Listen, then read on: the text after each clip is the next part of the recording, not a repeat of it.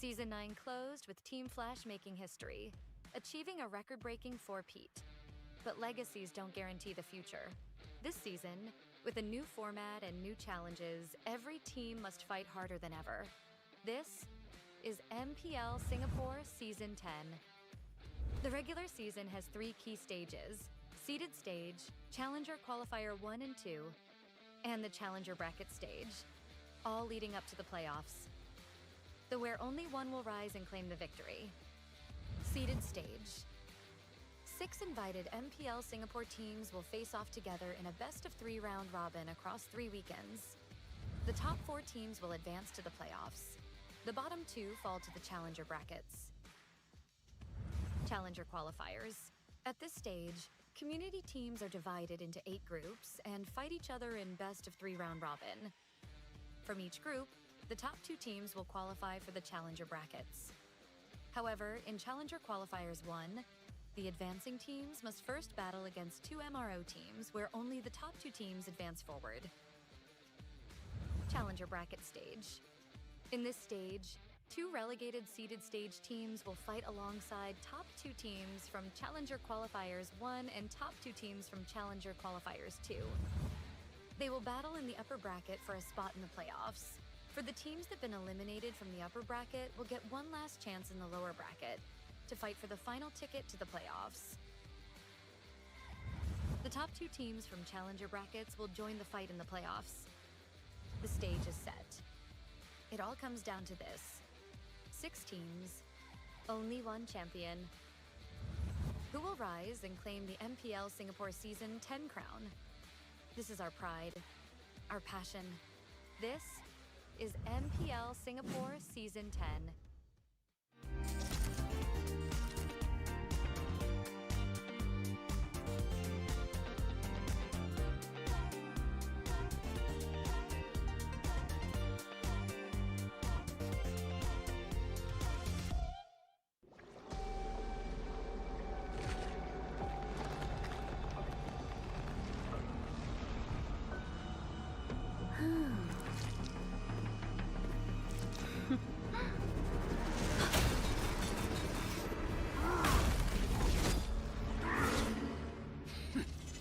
Does the Lord of Lava also crave the Sovereign's blood?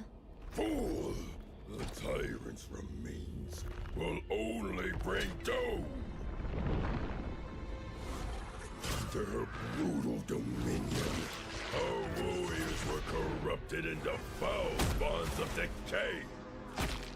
Sovereign of the Abyss, Obsidia. Her curse still flows within the Sovereign's blood!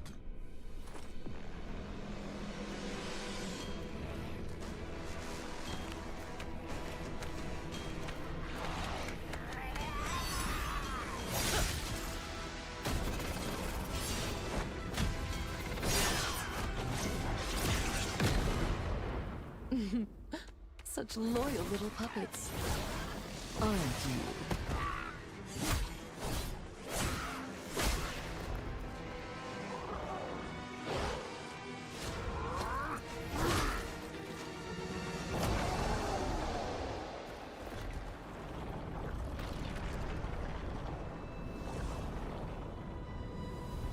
You are merely a puppet, no different from my spawns.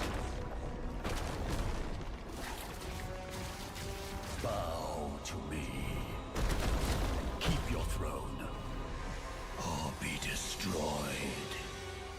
The Abyss bows to no one!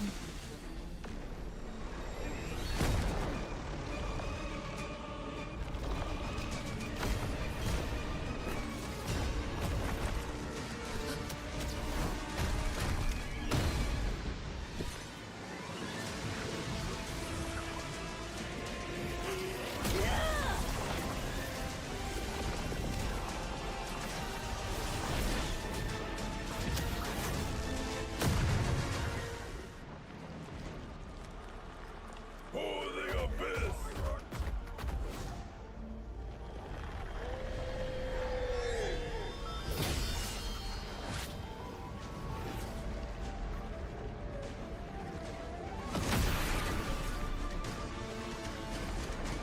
These wretched spawns reek of its corruption.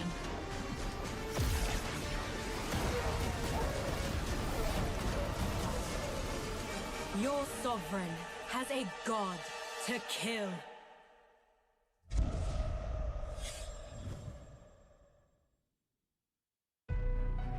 I see. Desperation. I come to crush my enemies. I reap. The strong rise. The weak crumble. My will is absolute. The abyss shall kneel.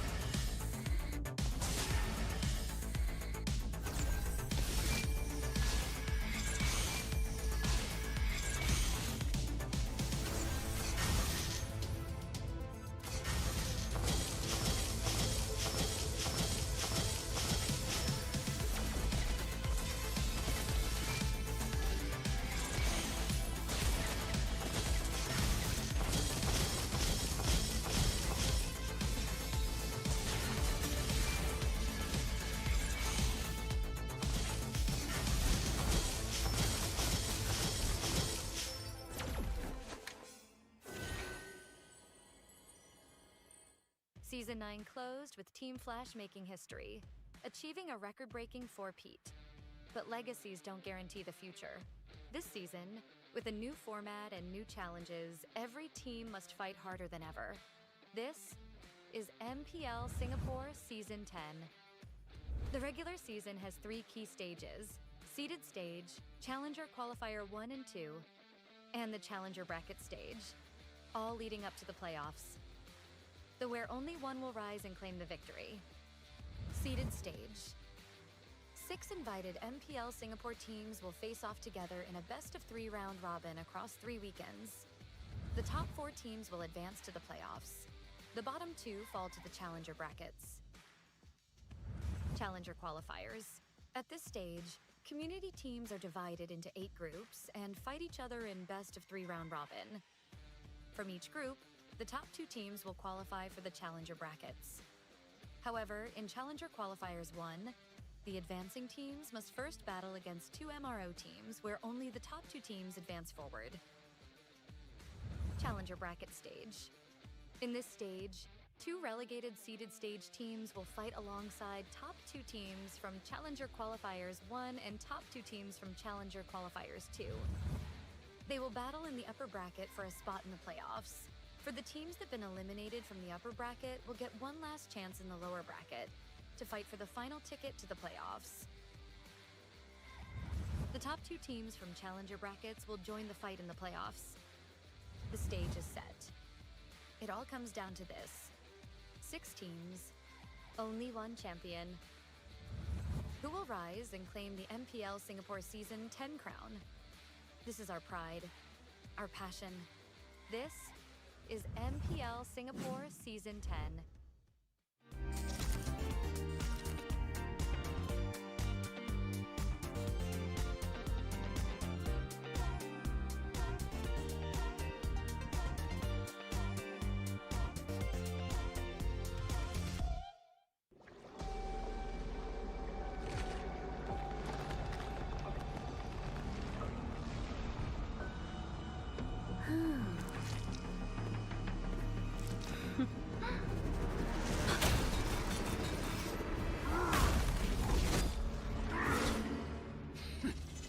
Does the Lord of Lava also crave the Sovereign's blood?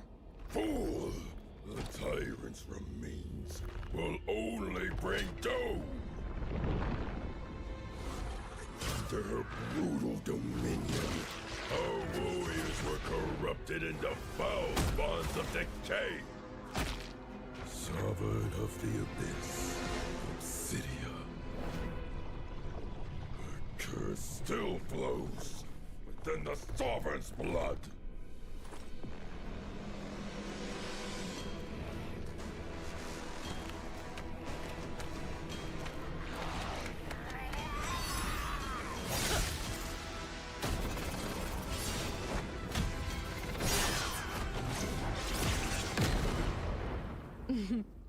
Such loyal little puppets, aren't you?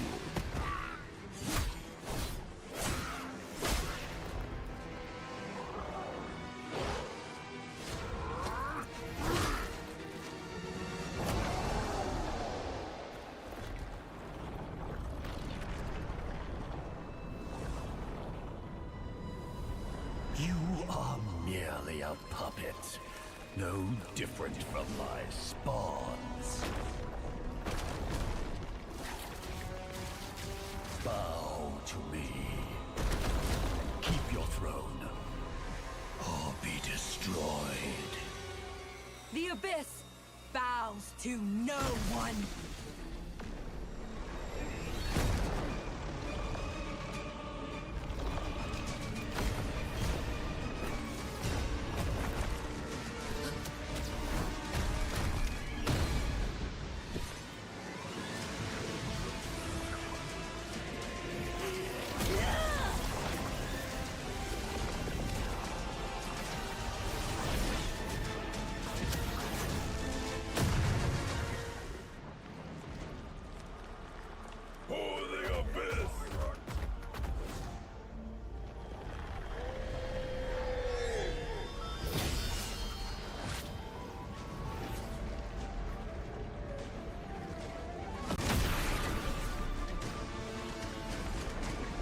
These wretched spawns reek of its corruption.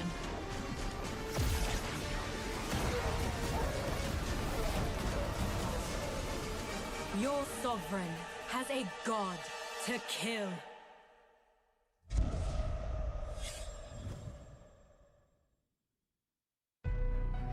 I see. Desperation. I come to crush my enemies. I reap. The strong rise. The weak crumble. My will is absolute. The abyss shall kneel.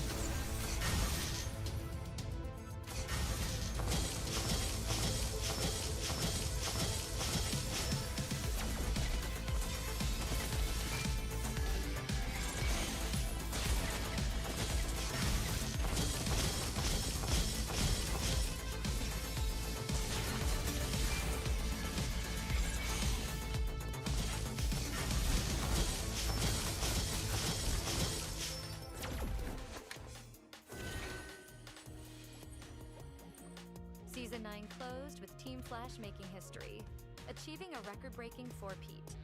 But legacies don't guarantee the future. This season, with a new format and new challenges, every team must fight harder than ever. This is MPL Singapore Season 10. The regular season has 3 key stages: seeded stage, Challenger Qualifier 1 and 2, and the Challenger Bracket stage, all leading up to the playoffs.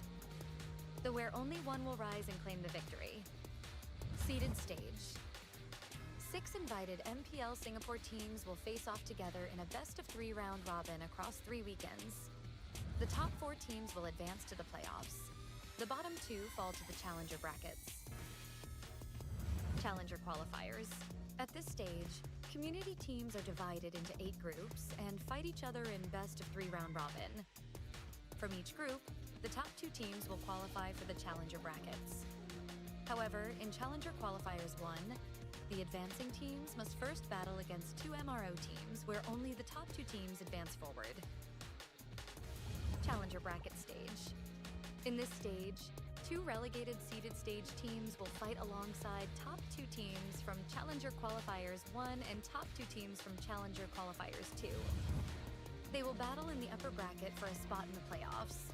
For the teams that have been eliminated from the upper bracket will get one last chance in the lower bracket to fight for the final ticket to the playoffs. The top 2 teams from Challenger brackets will join the fight in the playoffs. The stage is set. It all comes down to this: 6 teams, only one champion. Who will rise and claim the MPL Singapore Season 10 crown? This is our pride, our passion. This is MPL Singapore Season 10.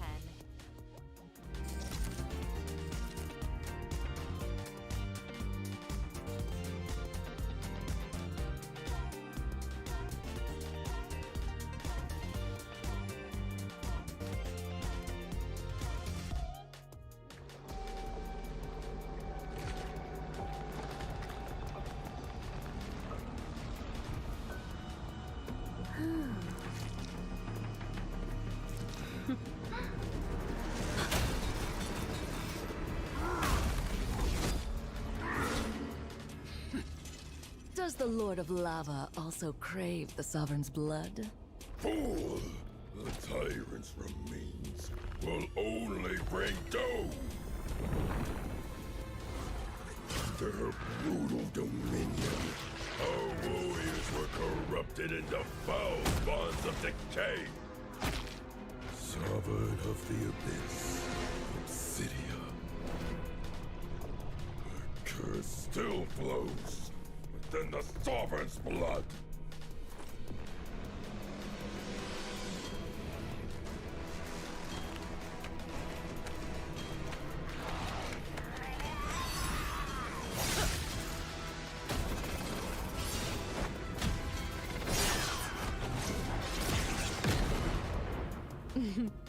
Such loyal little puppets, aren't you?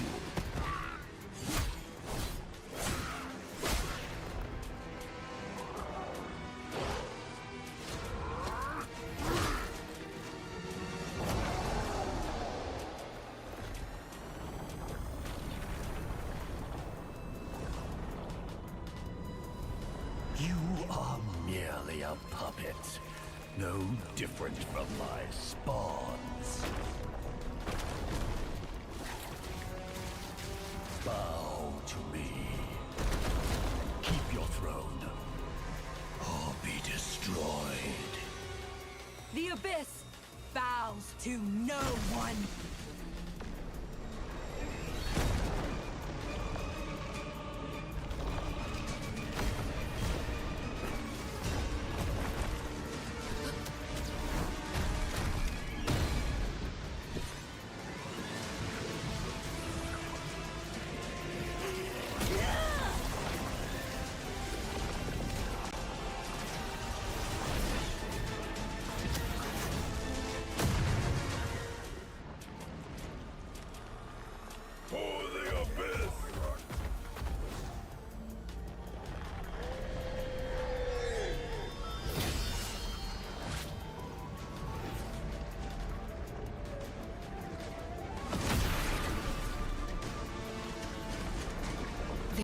wretched spawns reek of its corruption.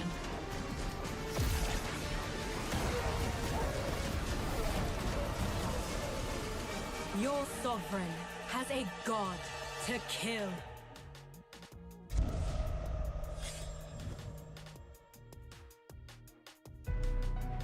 I see.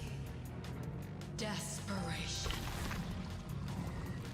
I come to crush my enemies. I reap. The strong rise. The weak crumble. My will is absolute. The abyss shall kneel.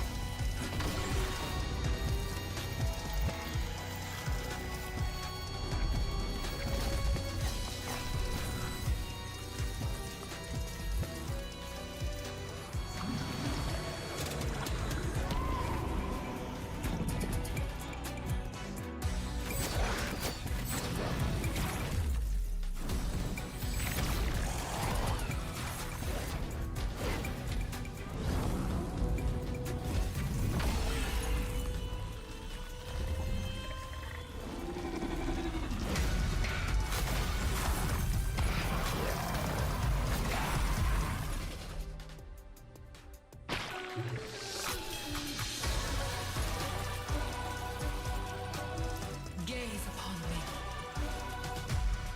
Become me.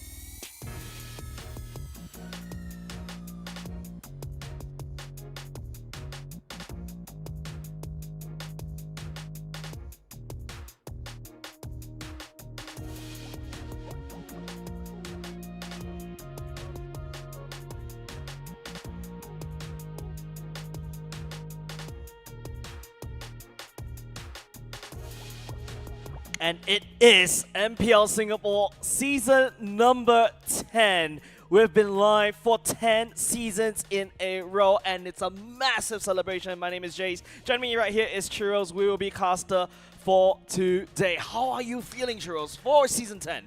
To be honest, super excited. A lot of changes, especially in the roster and players' rosters. Definitely. We'll dive more deeper into that later.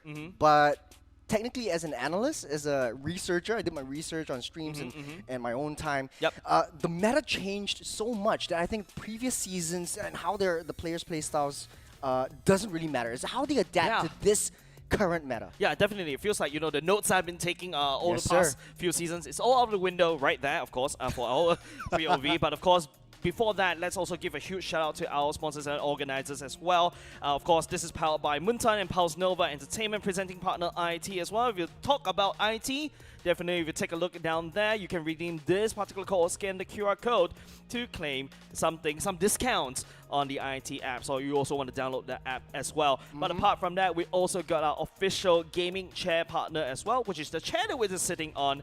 And of course, another huge shout out to our partner in Esports, Future Living, and Singapore Esports Association.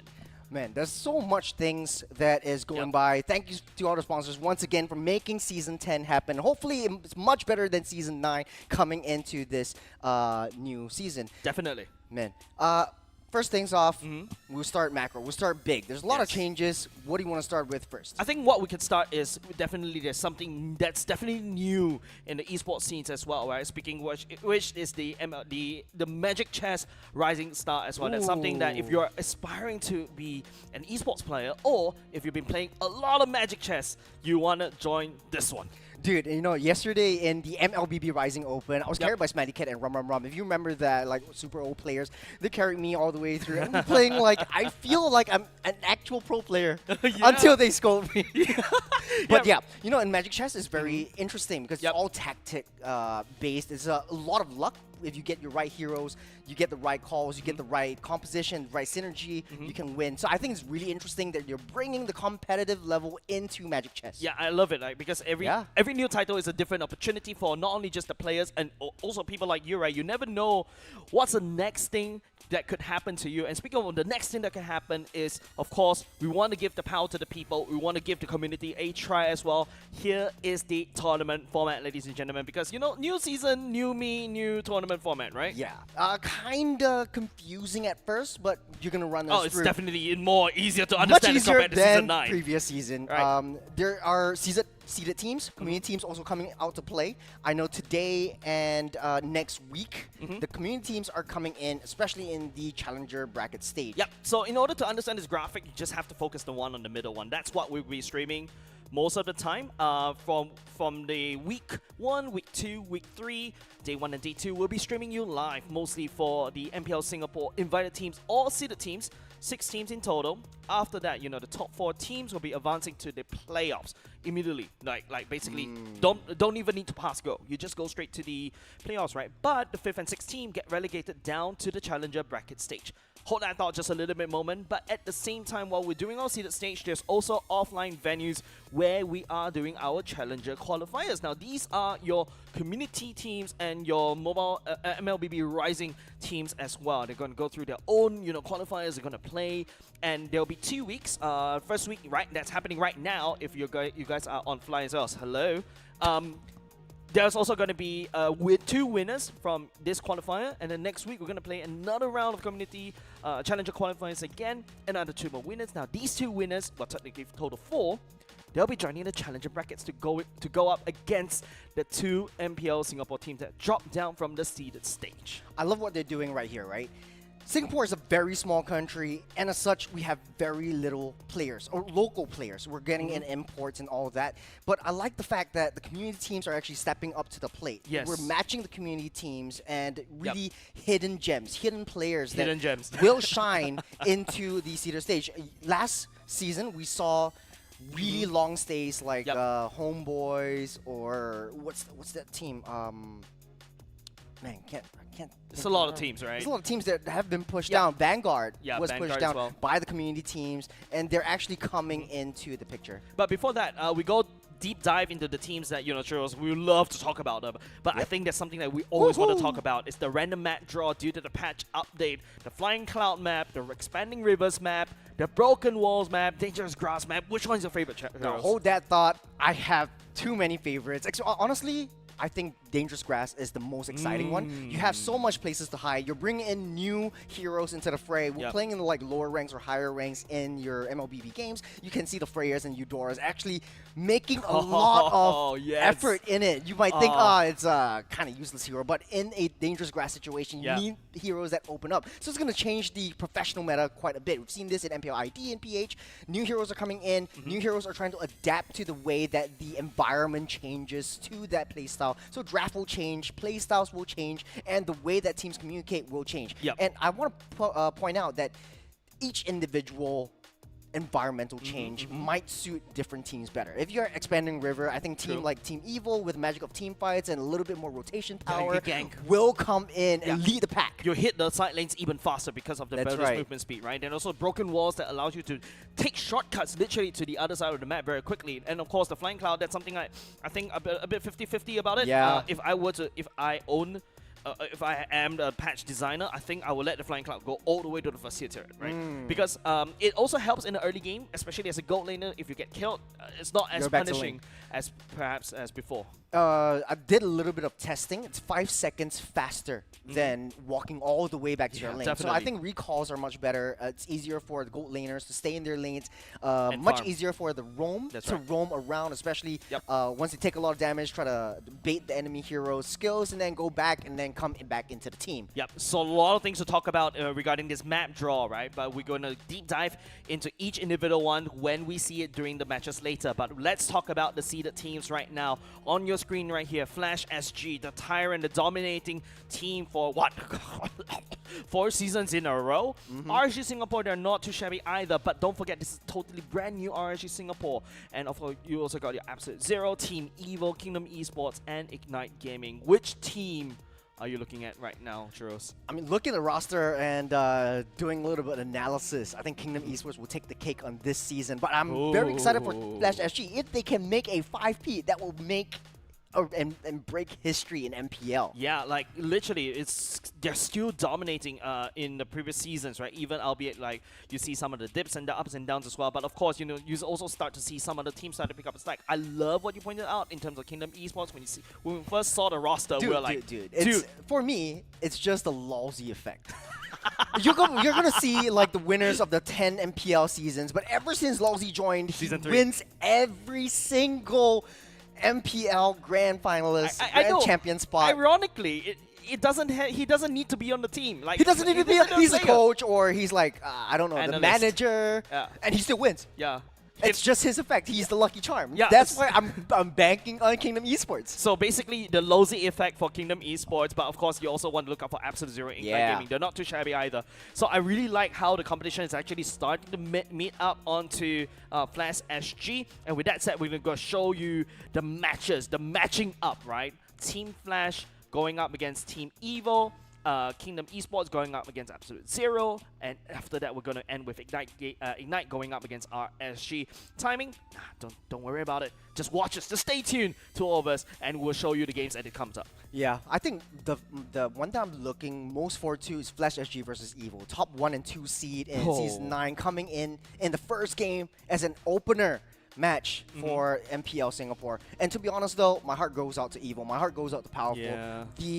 The trials and tribulations that he's gone through over the 7 seasons since Season 3, coming into Season 10, started as a jungler, moved on to coach roam, and then right now, this is his meta. We talked about the Expanding Rivers, we talked about the Flying Clouds, and the way that he plays really adapts to that meta. And this is just my hypothesis, but I really want Evil to shine. Yeah, definitely, right? We'll be able to watch them shine in the first match, Churros, because Team Flash and Evil, I think everybody is also concerned, right? You've got 2 players, be it Ken and also Diablo, not playing. You're switching EXP laners already, so there's a lot of things we can definitely break down when it comes to the roster. I think a lot of people are very curious on how Team Flash, are they the same Team Flash as compared to the past few seasons? Yeah. Team Flash, in my opinion, it kind of seems like a RSG mashup with the old Team Flash. You got Jay coming in. I think closer is as well in EXP lane, but I think he's reserved right now. I think Bear is going to be in the roster. Yes. We'll be taking a look at the confirmed roster very, very soon. But man, this is going to be interesting for Flash. I think the way that Jay plays around his team in previous matches, and I think he started as Flash. He got his first MPL Grand Champion as in Team Flash as a roam/shot caller. Yes. So I think that was coming like back season to it. That was actually one of the seasons where they really Season pushed 5. to the brink, right? When Hades joined in, he is also in there as well. But don't forget, Jay has also played in Season 1. I think it was what? Almighty. All the way back there. And don't forget, Adamir, which is also currently the coach for Team Flash, is also from Almighty as well. So you get to see some synergies forming inside the side of Team Flash, but at the same time, remember what we always like to call Jay, right? Like what? You call him Dr. J. I call him Dr. J. I call him Big Brain J.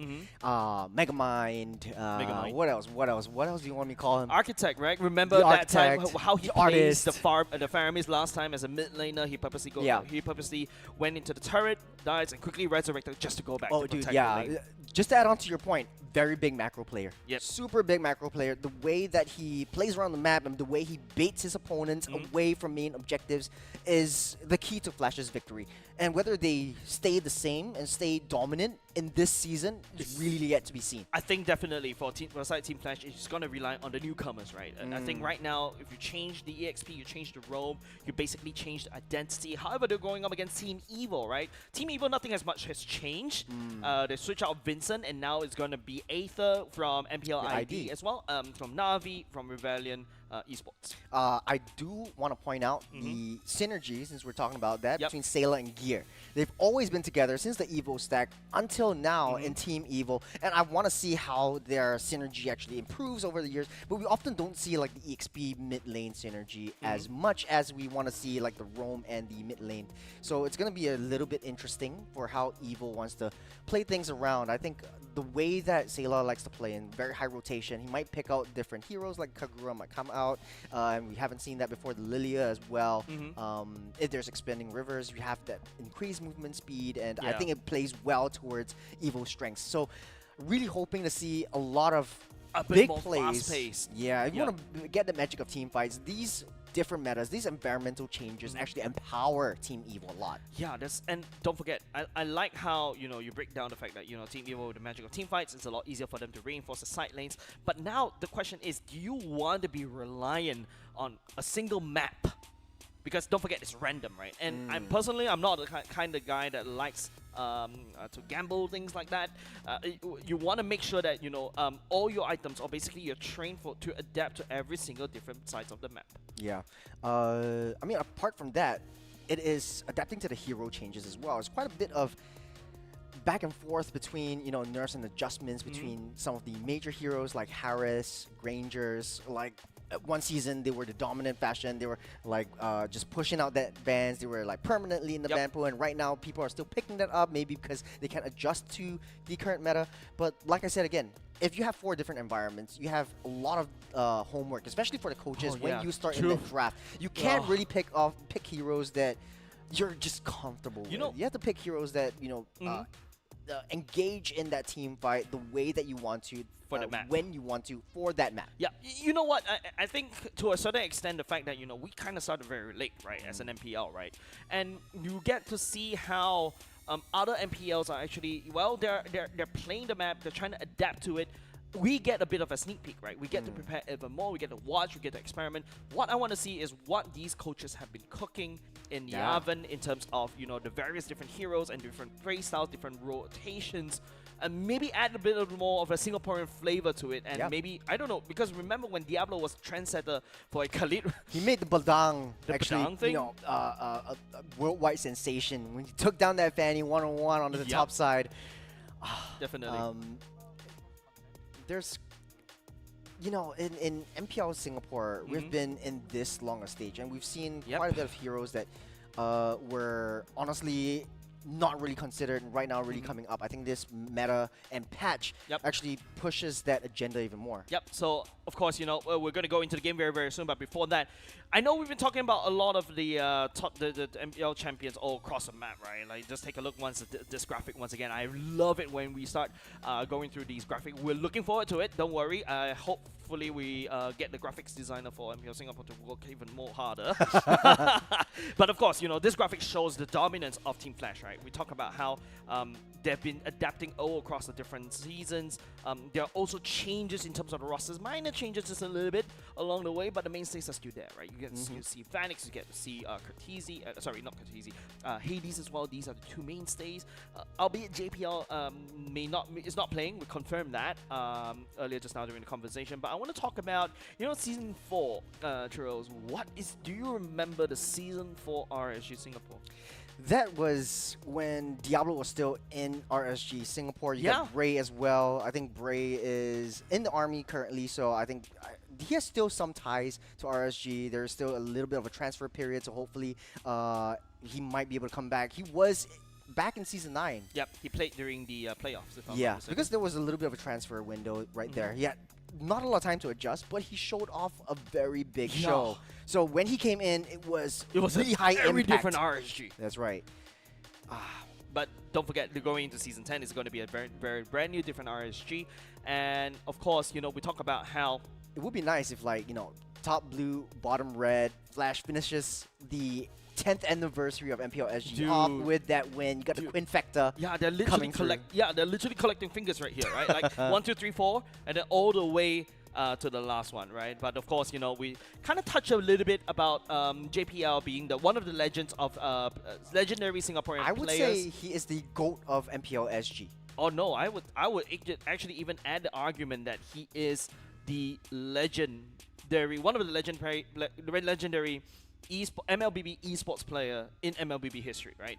Albeit, yes, he may not have a very strong international showing, but he has been in international scene since 2017, the first ever MSC, and is a Singaporean that is holding that flag, and he's still active until, well, today. Yeah, unfortunately, we won't get to see him in today's opening matchup against Team Evil, but I think they're just trying things out with Jay. See if, you know, JPL and Jay, what is the trade-off? Who has the bigger advantage in different kinds of maps or play styles? And I think they still have substitutions in between, you know, games. So hopefully we'll get to see him, but I don't know. I'm just praying out. Yeah, definitely right. But if you take a look at his team, how he transitioned from EVOS, don't forget, mind you, this is just like, you know, MPL That was your favorite Singapore. team back then. Yeah, that the was my favorite Evos team back then. Bleed Slate Stack. Yeah, definitely. But don't forget, ladies and gents, this is just MPL Singapore. He's been also active during the MPL MY. SG scene as well, and he's been transferring from, you know, EVOS Singapore, Slate, Bleed, and now finally he landed in Team Flash.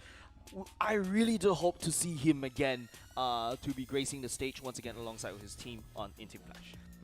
Speaking of Team Flash, though, Vanix, the Lord Vanix, how do you think he fares? Like, I want to talk a little bit about what happened in EWC and what changed in Team Flash coming into Season 10, and what do you want the adjustments to be? Adamir was there coaching the team, but unfortunately, Singapore didn't have a solid performance. It was, you know, it kind of was expected. There's a lot of room to improve. A lot of room to improve. A lot more potential. I really honestly think that there were some kinds of internal struggles. People want Diablo to play, but Diablo sort of had, like, you know, familial issues, and that's why he's not in the scene anymore.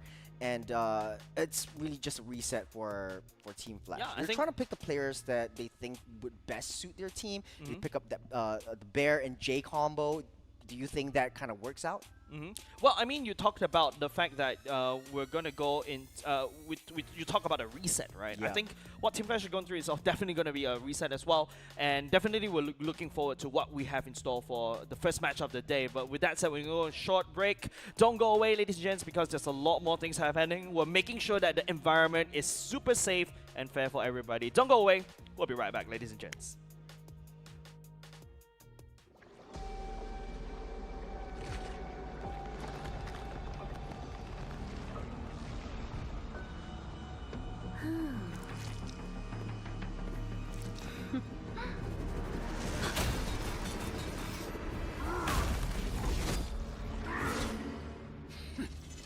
Does the Lord of Lava also crave the Sovereign's blood? Fool! The tyrant's remains will only bring doom. Their brutal dominion. Our warriors were corrupted into foul bonds of decay. Sovereign of the Abyss, Obsidia. The curse still flows within the Sovereign's blood.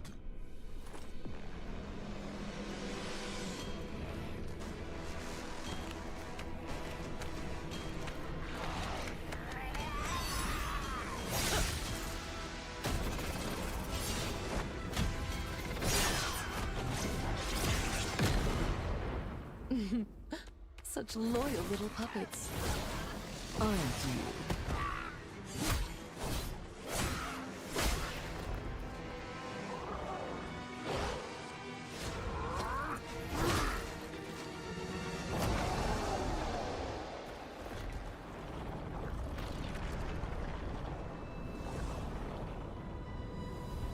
You are merely a puppet, no different from my spawns. Bow to me. Keep your throne, or be destroyed. The Abyss bows to no one.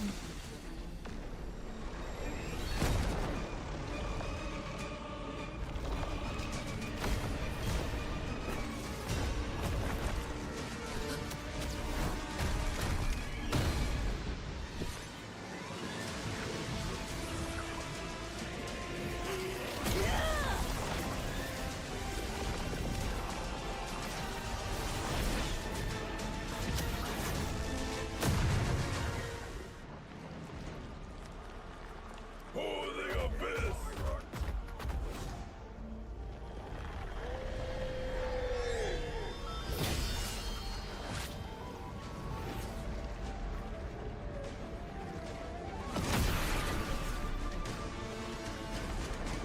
These wretched spawns reek of its corruption.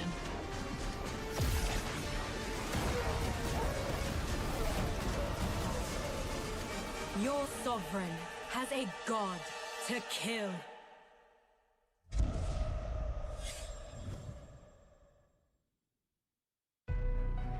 I see. Desperation. I come to crush my enemies. I reap. The strong rise. The weak crumble. My will is absolute. The abyss shall kneel.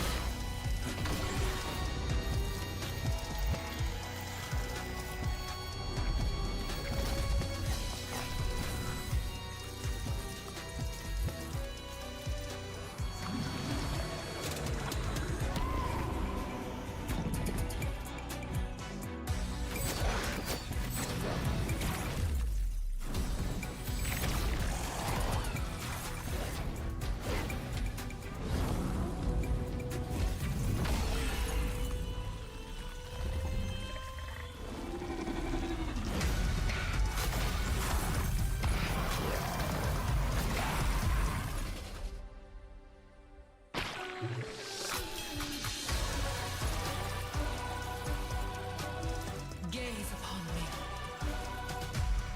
Become me.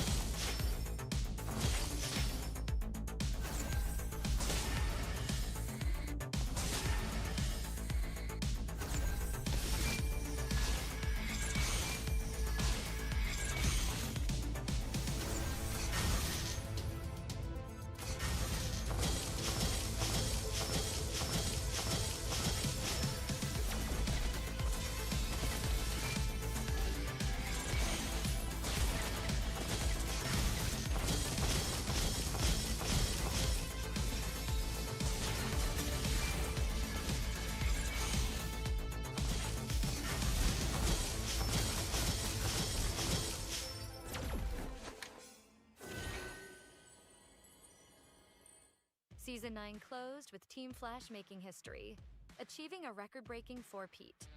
But legacies don't guarantee the future. This season, with a new format and new challenges, every team must fight harder than ever. This is MPL Singapore Season 10.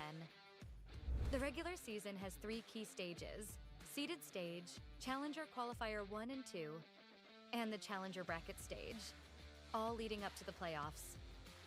Though where only one will rise and claim the victory. Seeded stage. 6 invited MPL Singapore teams will face off together in a best-of-3 round robin across 3 weekends. The top 4 teams will advance to the playoffs. The bottom 2 fall to the Challenger brackets. Challenger qualifiers. At this stage, community teams are divided into 8 groups and fight each other in best-of-3 round robin. From each group, the top 2 teams will qualify for the Challenger brackets. However, in Challenger Qualifiers 1, the advancing teams must first battle against 2 MRO teams where only the top 2 teams advance forward. Challenger Bracket Stage.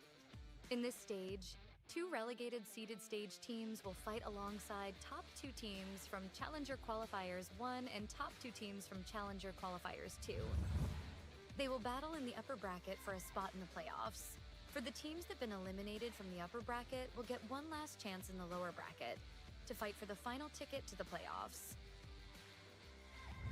The top 2 teams from Challenger brackets will join the fight in the playoffs. The stage is set.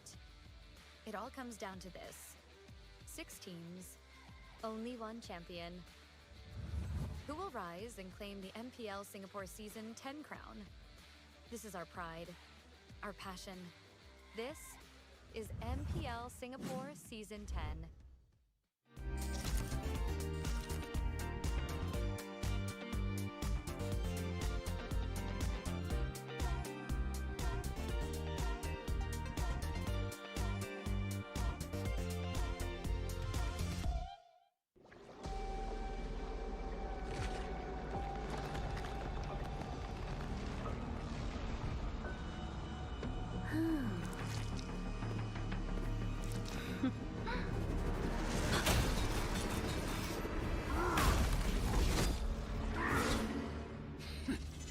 Does the Lord of Lava also crave the Sovereign's blood?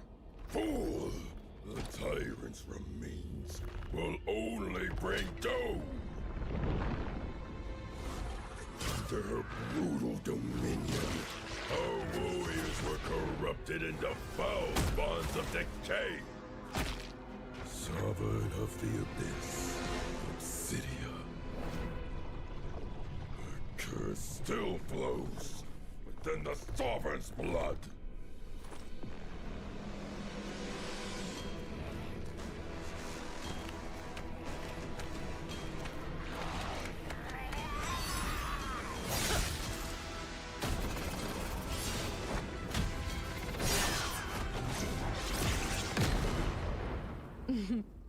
Such loyal little puppets, aren't you?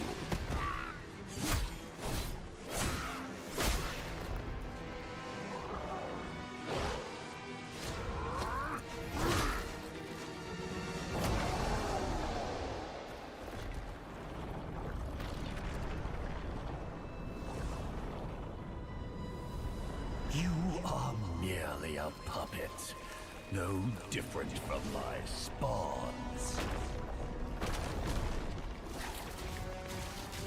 Bow to me. Keep your throne, or be destroyed. The Abyss bows to no one.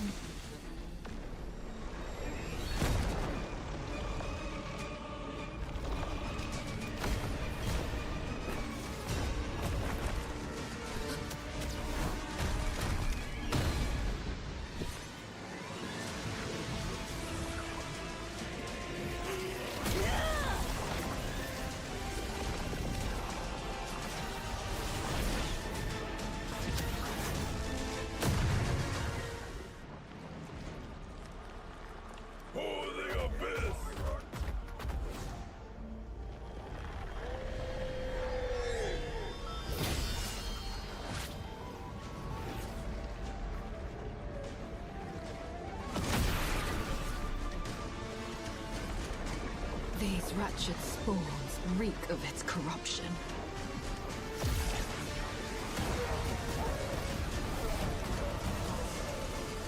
Your sovereign has a god to kill.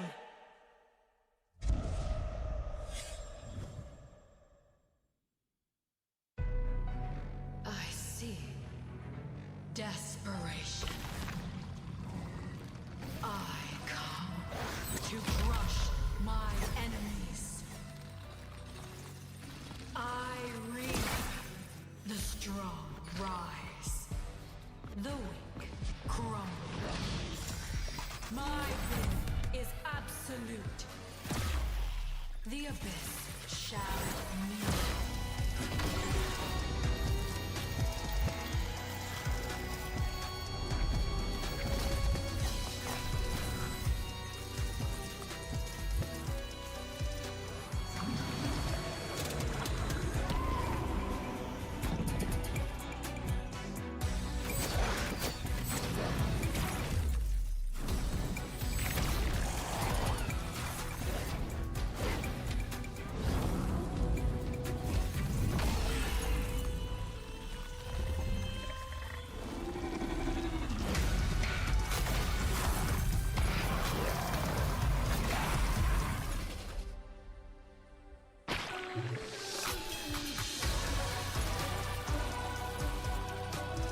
Gaze upon me.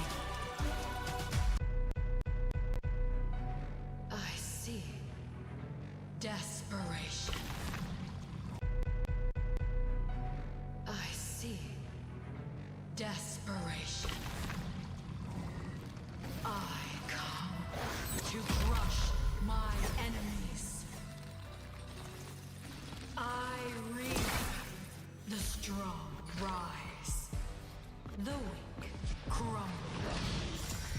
My will is absolute. The abyss shall kneel.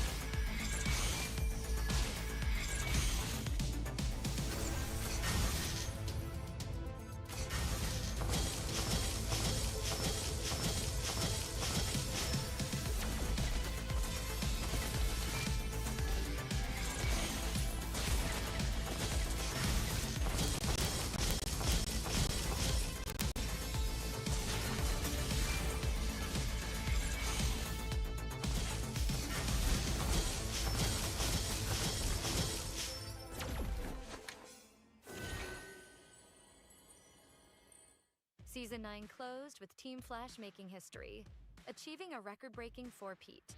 But legacies don't guarantee the future. This season, with a new format and new challenges, every team must fight harder than ever. This is MPL Singapore Season 10. The regular season has 3 key stages: Seeded Stage, Challenger Qualifier 1 and 2, and the Challenger Bracket Stage, all leading up to the playoffs. Where only one will rise and claim the victory. Seeded Stage. 6 invited MPL Singapore teams will face off together in a best-of-3 round robin across 3 weekends. The top 4 teams will advance to the playoffs. The bottom 2 fall to the Challenger brackets. Challenger qualifiers. At this stage, community teams are divided into 8 groups and fight each other in best-of-3 round robin. From each group, the top 2 teams will qualify for the Challenger brackets. However, in Challenger Qualifiers 1, the advancing teams must first battle against 2 MRO teams where only the top 2 teams advance forward. Challenger Bracket Stage. In this stage, 2 relegated seeded stage teams will fight alongside top 2 teams from Challenger Qualifiers 1 and top 2 teams from Challenger Qualifiers 2. They will battle in the upper bracket for a spot in the playoffs. For the teams that have been eliminated from the upper bracket will get one last chance in the lower bracket to fight for the final ticket to the playoffs. The top 2 teams from Challenger brackets will join the fight in the playoffs. The stage is set. It all comes down to this: 6 teams, only one champion. Who will rise and claim the MPL Singapore Season 10 crown? This is our pride, our passion. This is MPL Singapore Season 10.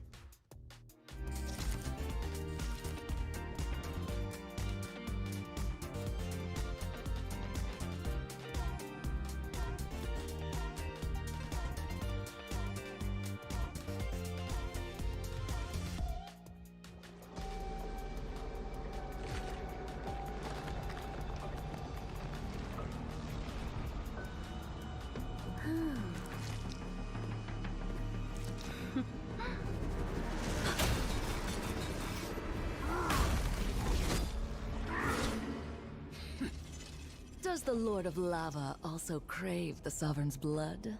Fool! The tyrant's remains will only bring doom! Under her brutal dominion, our warriors were corrupted into foul bonds of decay. Sovereign of the Abyss, Obsidia. Her curse still flows within the Sovereign's blood.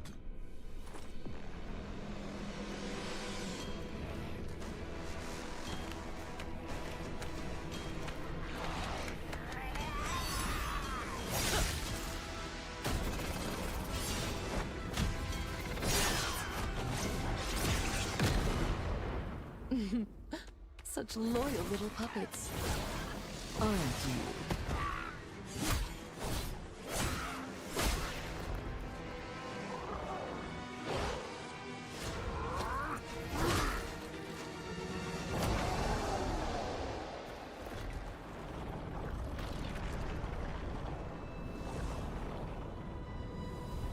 You are merely a puppet, no different from my spawns. Bow to me. Keep your throne, or be destroyed. The Abyss bows to no one.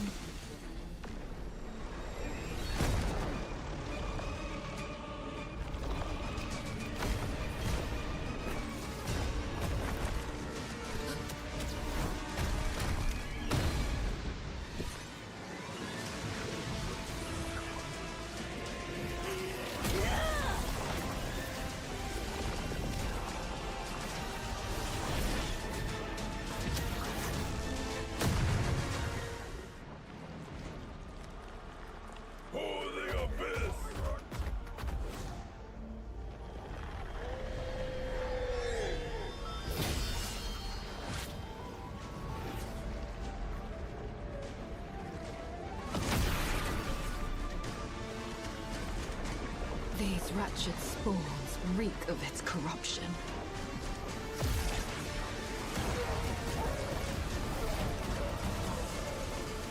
Your sovereign has a god to kill.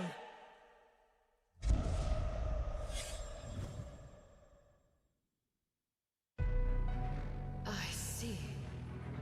Desperation. I come to crush my enemies. I reap. The strong rise. The weak crumble. My will is absolute. The abyss shall kneel.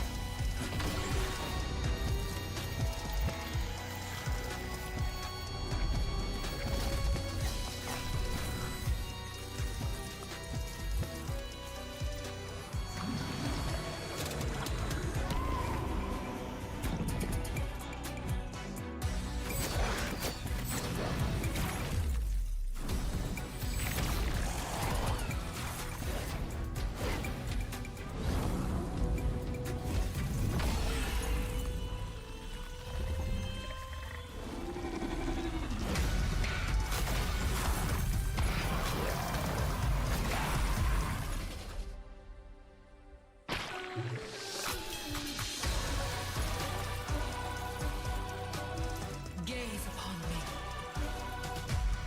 Become me.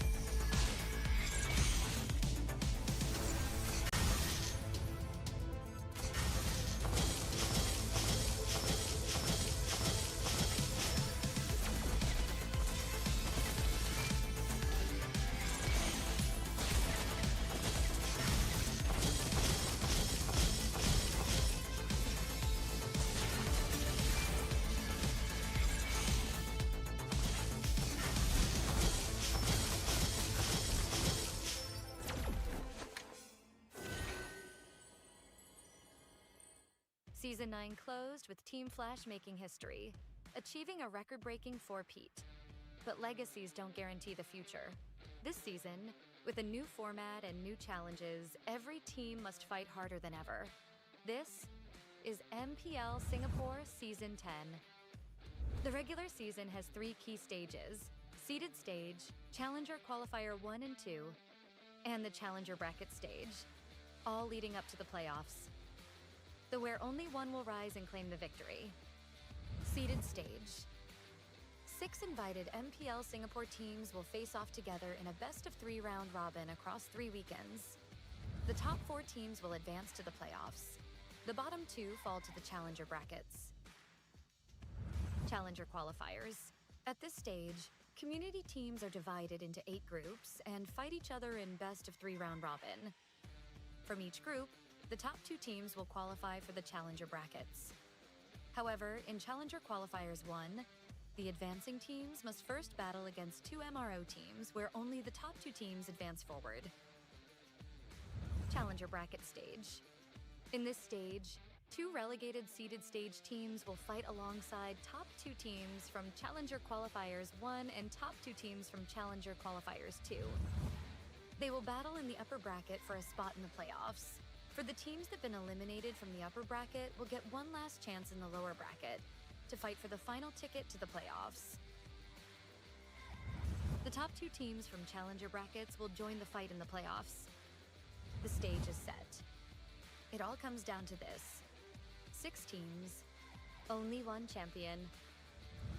Who will rise and claim the MPL Singapore Season 10 crown? This is our pride, our passion. This is MPL Singapore Season 10.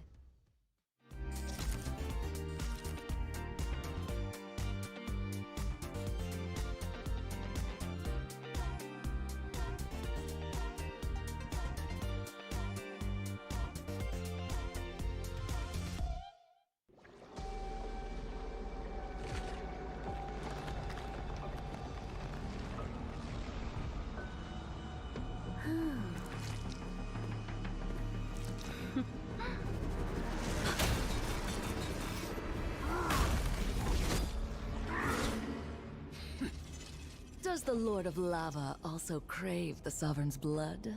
Fool! The tyrant's remains will only bring doom! Under her brutal dominion, our warriors were corrupted into foul bonds of decay! Sovereign of the Abyss, Obsidia. Her curse still flows within the Sovereign's blood!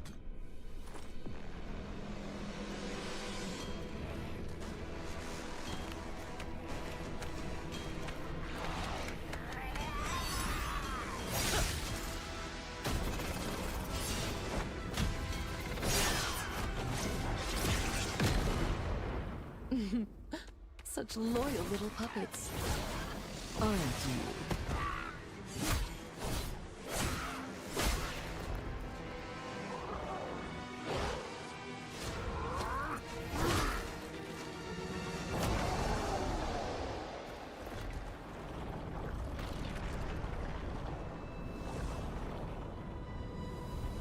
You are merely a puppet, no different from my spawns.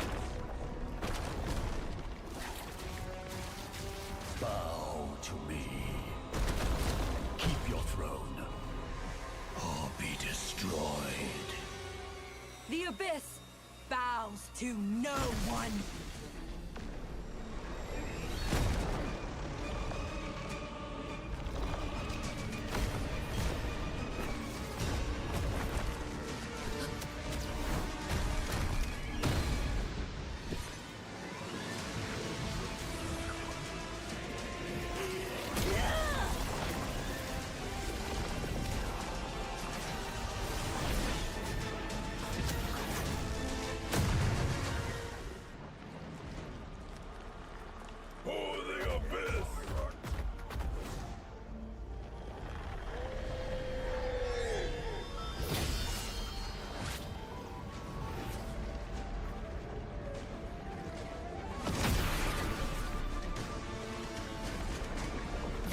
wretched spores reek of its corruption.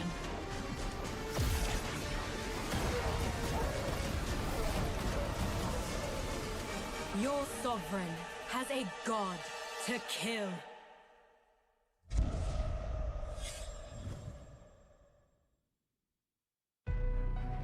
I see. Desperation. I come to crush my enemies. I reap. The strong rise. The weak crumble. My will is absolute. The abyss shall kneel.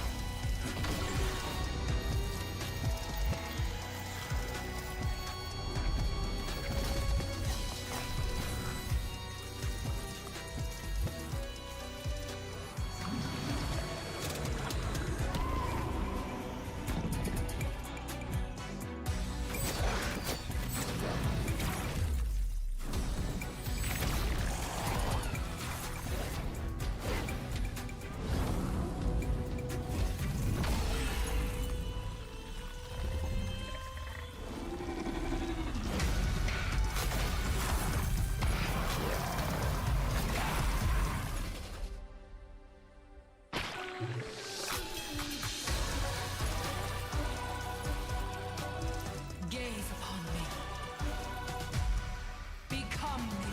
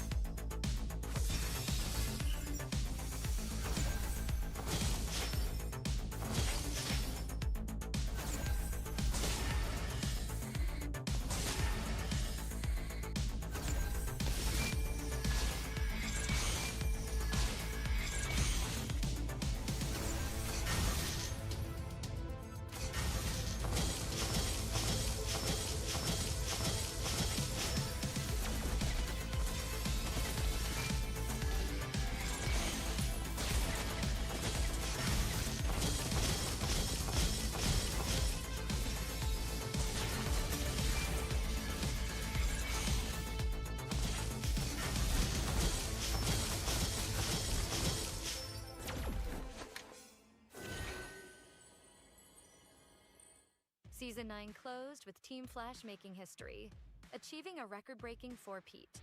But legacies don't guarantee the future. This season, with a new format and new challenges, every team must fight harder than ever. This is MPL Singapore Season 10. The regular season has 3 key stages: Seeded Stage, Challenger Qualifier 1 and 2, and the Challenger Bracket Stage, all leading up to the playoffs, where only one will rise and claim the victory. Seeded Stage. 6 invited MPL Singapore teams will face off together in a best-of-3 round robin across 3 weekends. The top 4 teams will advance to the playoffs. The bottom 2 fall to the Challenger brackets. Challenger Qualifiers. At this stage, community teams are divided into 8 groups and fight each other in best-of-3 round robin. From each group, the top 2 teams will qualify for the Challenger brackets.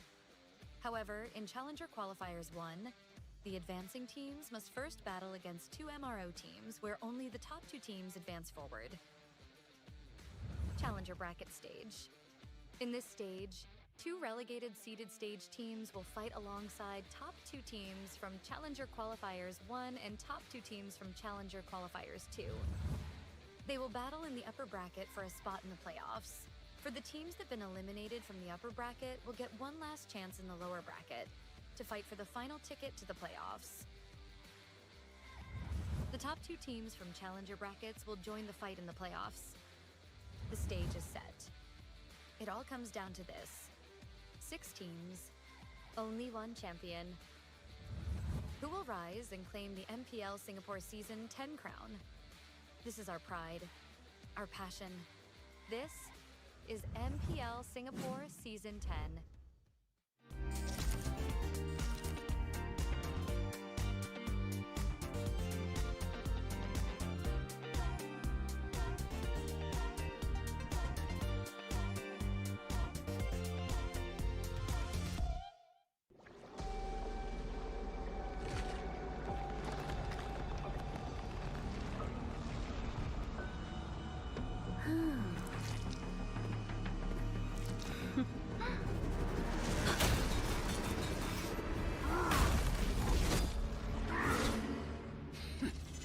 Does the Lord of Lava also crave the Sovereign's blood? Fool! The tyrant's remains will only bring doom! Under her brutal dominion, our warriors were corrupted into foul bonds of decay! Sovereign of the Abyss, Obsidia. Her curse still flows within the Sovereign's blood!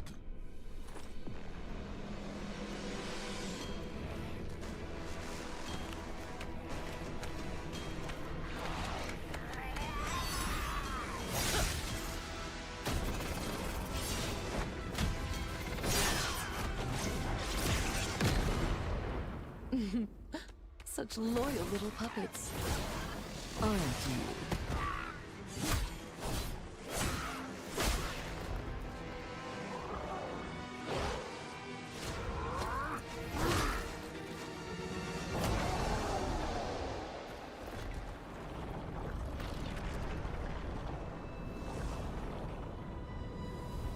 You are merely a puppet, no different from my spawns.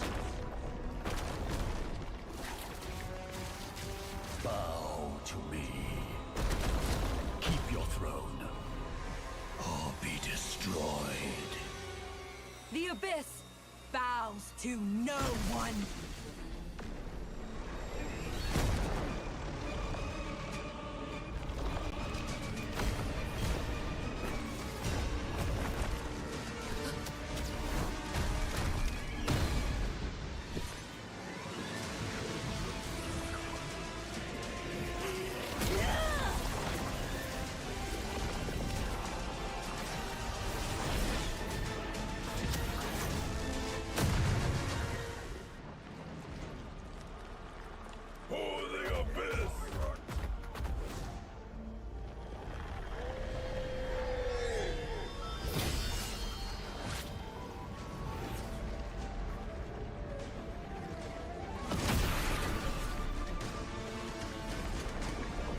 wretched spores reek of its corruption.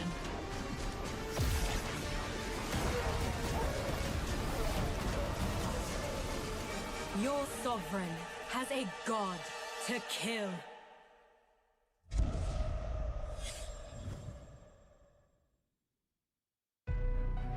I see. Desperation.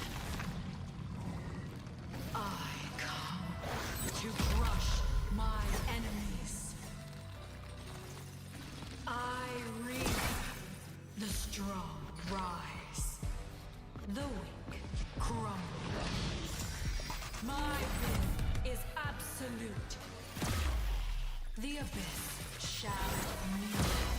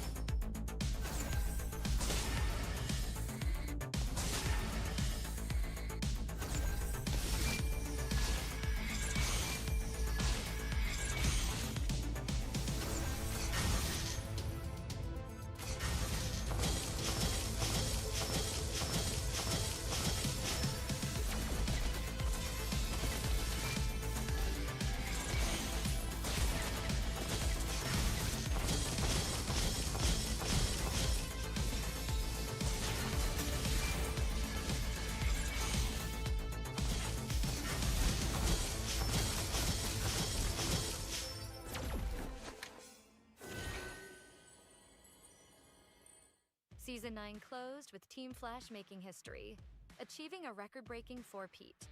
But legacies don't guarantee the future. This season, with a new format and new challenges, every team must fight harder than ever. This is MPL Singapore Season 10. The regular season has 3 key stages: seeded stage, Challenger Qualifier 1 and 2, and the Challenger Bracket stage, all leading up to the playoffs, though where only one will rise and claim the victory. Seeded stage. 6 invited MPL Singapore teams will face off together in a best-of-3 round robin across 3 weekends. The top 4 teams will advance to the playoffs. The bottom 2 fall to the Challenger brackets. Challenger qualifiers. At this stage, community teams are divided into 8 groups and fight each other in best-of-3 round robin. From each group, the top 2 teams will qualify for the Challenger brackets.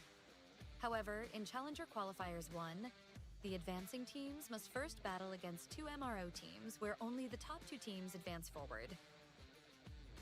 Challenger Bracket stage. In this stage, 2 relegated seeded stage teams will fight alongside top 2 teams from Challenger Qualifiers 1 and top 2 teams from Challenger Qualifiers 2. They will battle in the upper bracket for a spot in the playoffs. For the teams that have been eliminated from the upper bracket will get one last chance in the lower bracket to fight for the final ticket to the playoffs. The top 2 teams from Challenger brackets will join the fight in the playoffs. The stage is set. It all comes down to this: 6 teams, only one champion. Who will rise and claim the MPL Singapore Season 10 crown? This is our pride, our passion. This is MPL Singapore Season 10.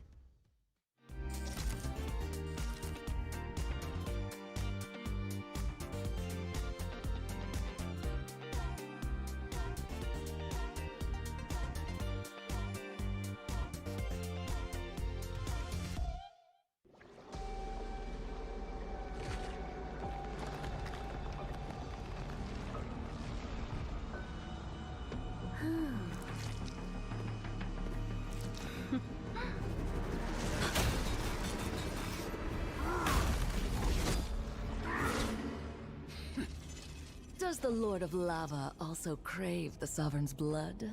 Fool! The tyrant's remains will only bring doom! Under her brutal dominion, our warriors were corrupted into foul bonds of decay! Sovereign of the Abyss, Obsidia. The curse still flows within the Sovereign's blood!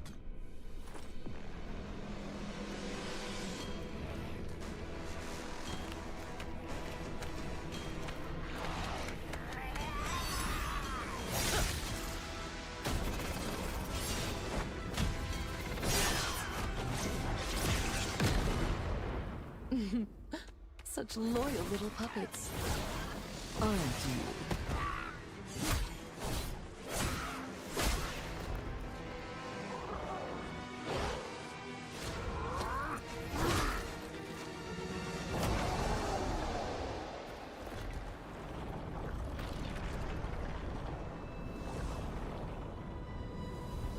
You are merely a puppet, no different from my spawns.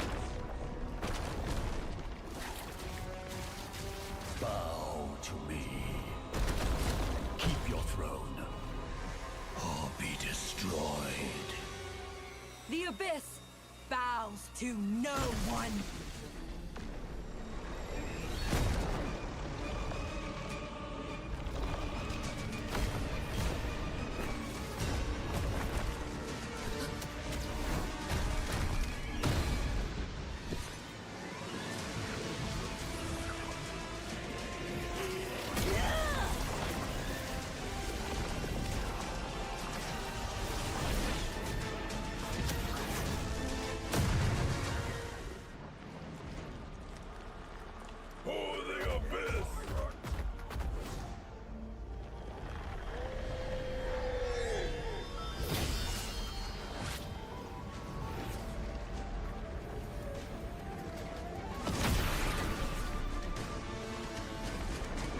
These wretched spawns reek of its corruption.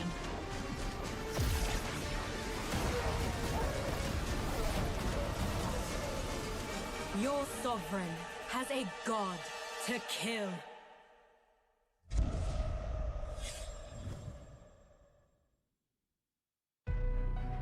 I see. Desperation.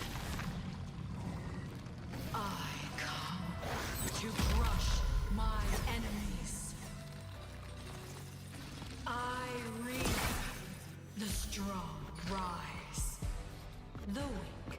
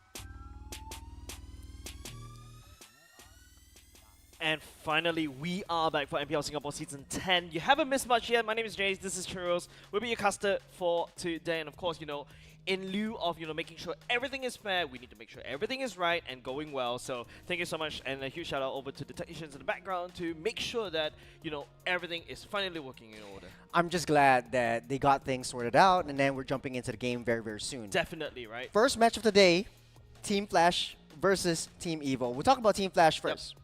Coming in, a little bit of a change up in the roster. We talked about this in the pre-game. And right now, we have Bear, Hades, Cortese, Vanix, Jay. We know the mainstays, Hades, Cortese, and Vanix. Lord Vanix, to that respect, coming in with Jay, who is finally back in Flash after 2 seasons long. And a newcomer, Bear. He has been very dominant in the EXP lane. He has shown potential. I wouldn't say prowess, but potential in the EXP lane. And right now in this fair of team, a little bit more of an aggressive nature. I think with the addition of Bear, they might be able to make things work, especially in closing out games. Yep. Team Flash has been struggling in the previous seasons, and especially EWC coming into MPL Season 10. Yeah, but this is definitely a newer, I would say, to a technical speaking, a fresher view in terms of a Team Flash, right? Like what you mentioned, you got your 2 newcomers coming in, especially, Bear, solid community player back then before he made it into MPL. I mean, when he finally got, when it was released that he's actually in Team Flash, I literally greeted him and say, hi, welcome to the big leagues. Speaking about big leagues, this is Team Evo. Team Evo, we have Gear Aether coming in from MPL ID, Sayla, Ven, and Powerful. I have my hearts out over Powerful, building and restructuring again and again Team Evo from Season 3 until Season 10.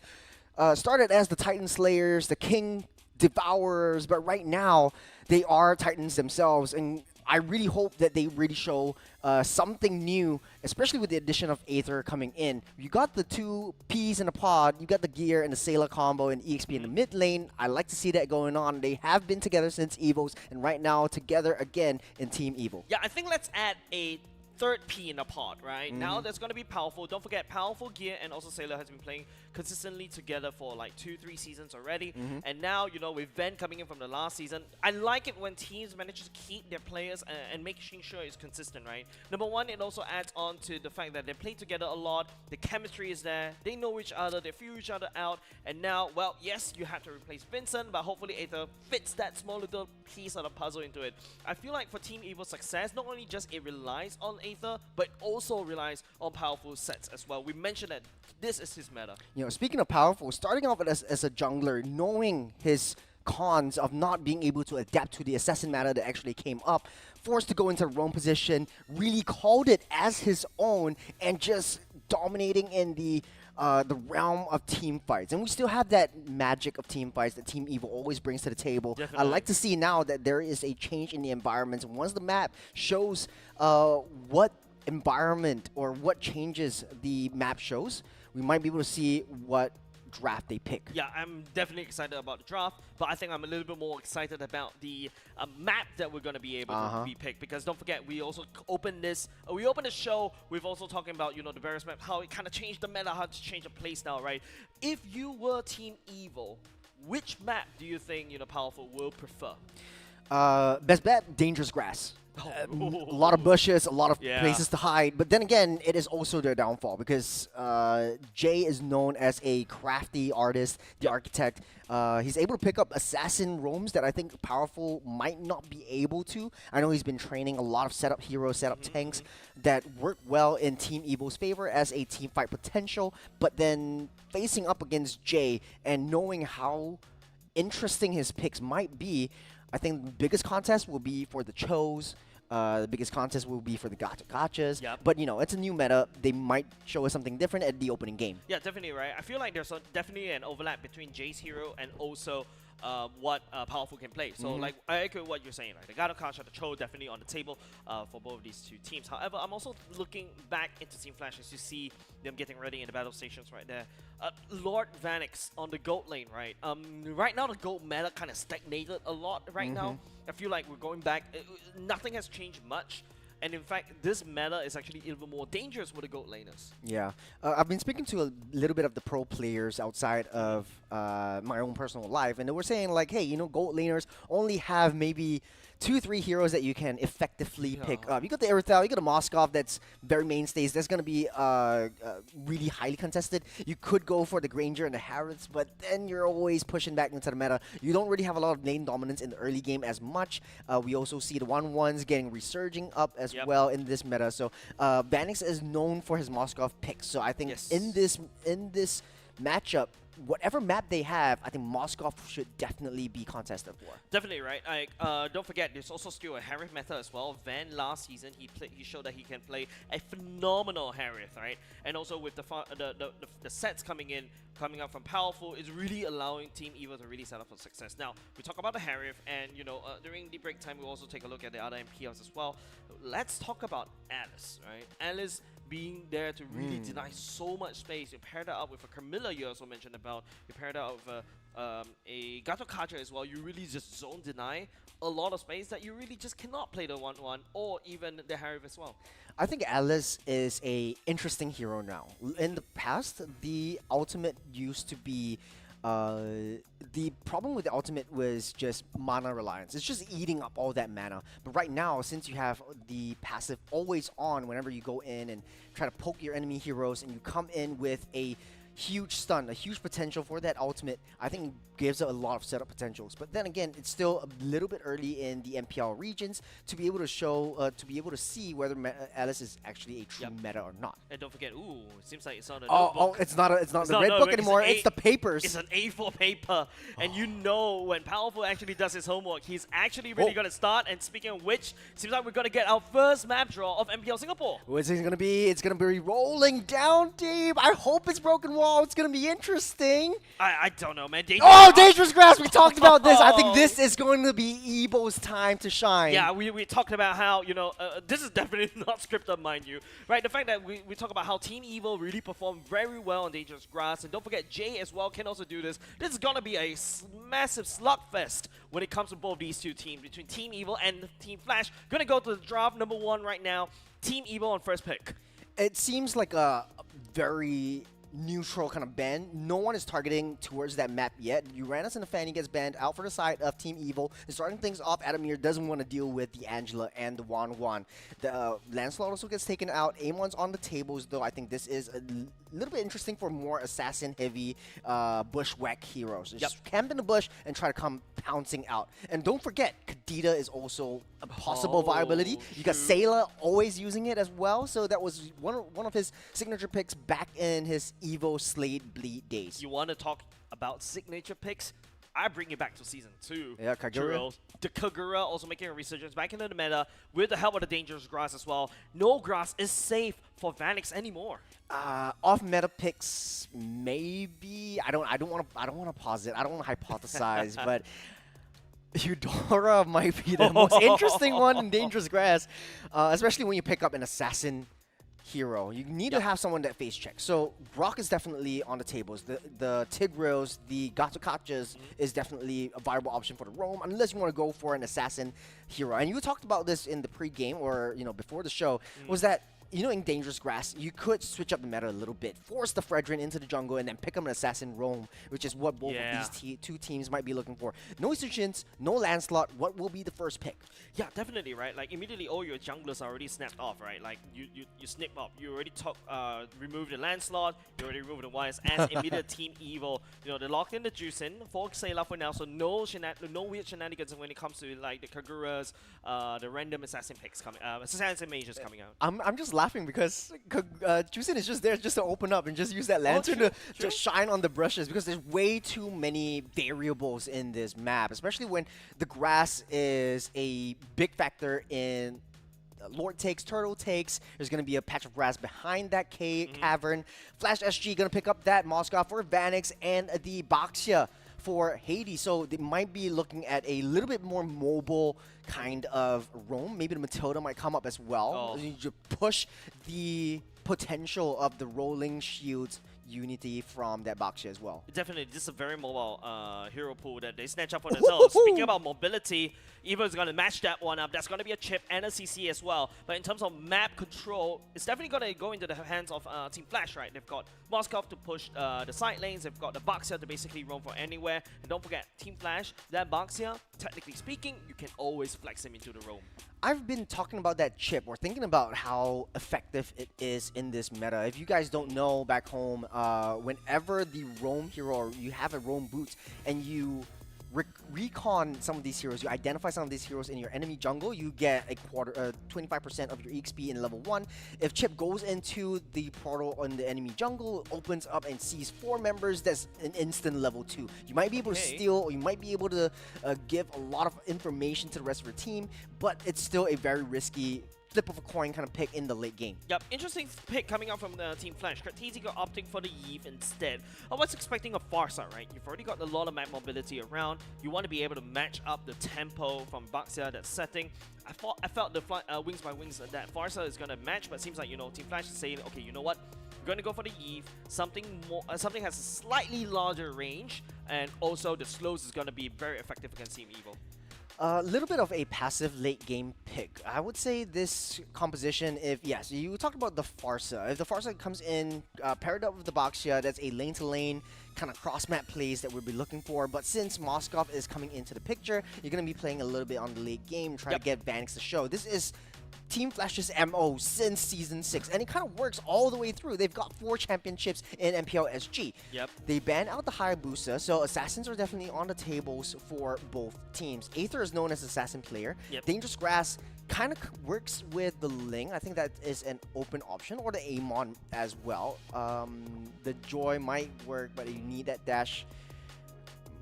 I feel the Joy is definitely going to be helpful, right? The main goal, win con for the side team right now, is to really push that Eve away from the real world manipulation. You need something that has an AoE to basically run it down, and don't forget when Joy goes into her ultimate, you basically have CC immunity that just literally could run it down, so you're not affected by slows. I like that idea, so hopefully, you know, Team Flash takes that Joy away. Now, the Arla getting banned out by Evil. Thinking about setup potential for Team Flash SG, they just want to try to get a winning lane down the EXP side, and Gear. It's a Gear Bear kind of matchup. So I think for Gear, he's more he's more widely understanding of the macro plays. I think Bear is more mechanically inclined, and right now, Bear is slightly younger than Gear. And last time I remember us talking about Gear being the child prodigy and then became Bray, and then now Bear has that potential. So we talked about that Joy is going to be banned out by Team Flash. I think Evil is going to stand by their decision. Maybe even the Lapu Lapu might be banned out. That's going to be a very interesting pick if it comes out from Team Flash. Unable to kill off with the amount of damage that Team Evil currently has. So the thing is, from the side of Team Evil, they're already locking the CC, right? So any form of like tanky EXP laners is really totally out of picture. You cannot go for the high loss. Well, you can kind of forces it. So that's why, you know, if you notice how powerful he's drafting this one, it eliminated the Khalid. You don't really want to basically go into this wombo combo team fight, right? That the Eve would like to do. But it seems like Team Flash right now locking in the Gavakacha. Don't forget, it's still wide open in terms of how Adamir is drafting it, right? Gavakacha can go to the roam, can go to the EXP, whereas the Baxia can easily go to the jungle, can also go to the roam. Jay has a very wide pool of heroes, so Team Evil's definitely on the tippy toes right now.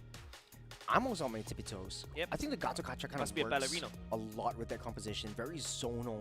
They want to play for the objectives, and I think Jay loves that idea as well. Eve, on the other hand, bring out the X-Borg and the CC combo. That's going to be a pepper spray kind of thing. Try to push everyone away and try to bring everyone together. They just need that damage from that gold laner. What is going to be their marksman? Going up against Moskov, I mean, you could match range, you can lane bully Moskov in the early game, but this is Lord Vanix that we're talking about, right? Yep. Ben has to be really, really comfortable on this grandeur, hopefully, right? And now that you look at what Team Evil has selected for themselves, they got nice chip damage, well, no pun intended. There's also got like a lot of HP spread. So Team Flash is going for a very tanky lineup. They need more damage from the side of Team Flash.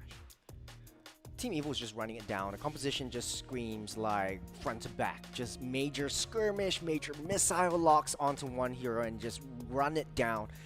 There is no potential for a lane split kind of split Ew. push. Yeah, so someone's going to have to deal with the Moskov in the late game. For Team Flash, though, I think anything could work. The Lapu Lapu is excellent in this choice. You got 3 tanky, beefy boys and a zonal player in that Eve just to protect Banix from all harm. Yep. So it's basically a Clash comp versus a Clash comp. At the end of the day, though, I think Evil is interesting, but I'm going with Flash. Easier to execute, easier to understand, and they have their MO. Yeah, definitely right. It feels like, you know, what Team Evil also has secured for themselves is like they need to really play to their strengths, right? The strengths is really to hard gank, use the chip to bring everybody in. There's a lot of AoE damage in the form of the Xborg as well. There's also the fact that you also have Baxia and also Garakacha and Lapu Lapu.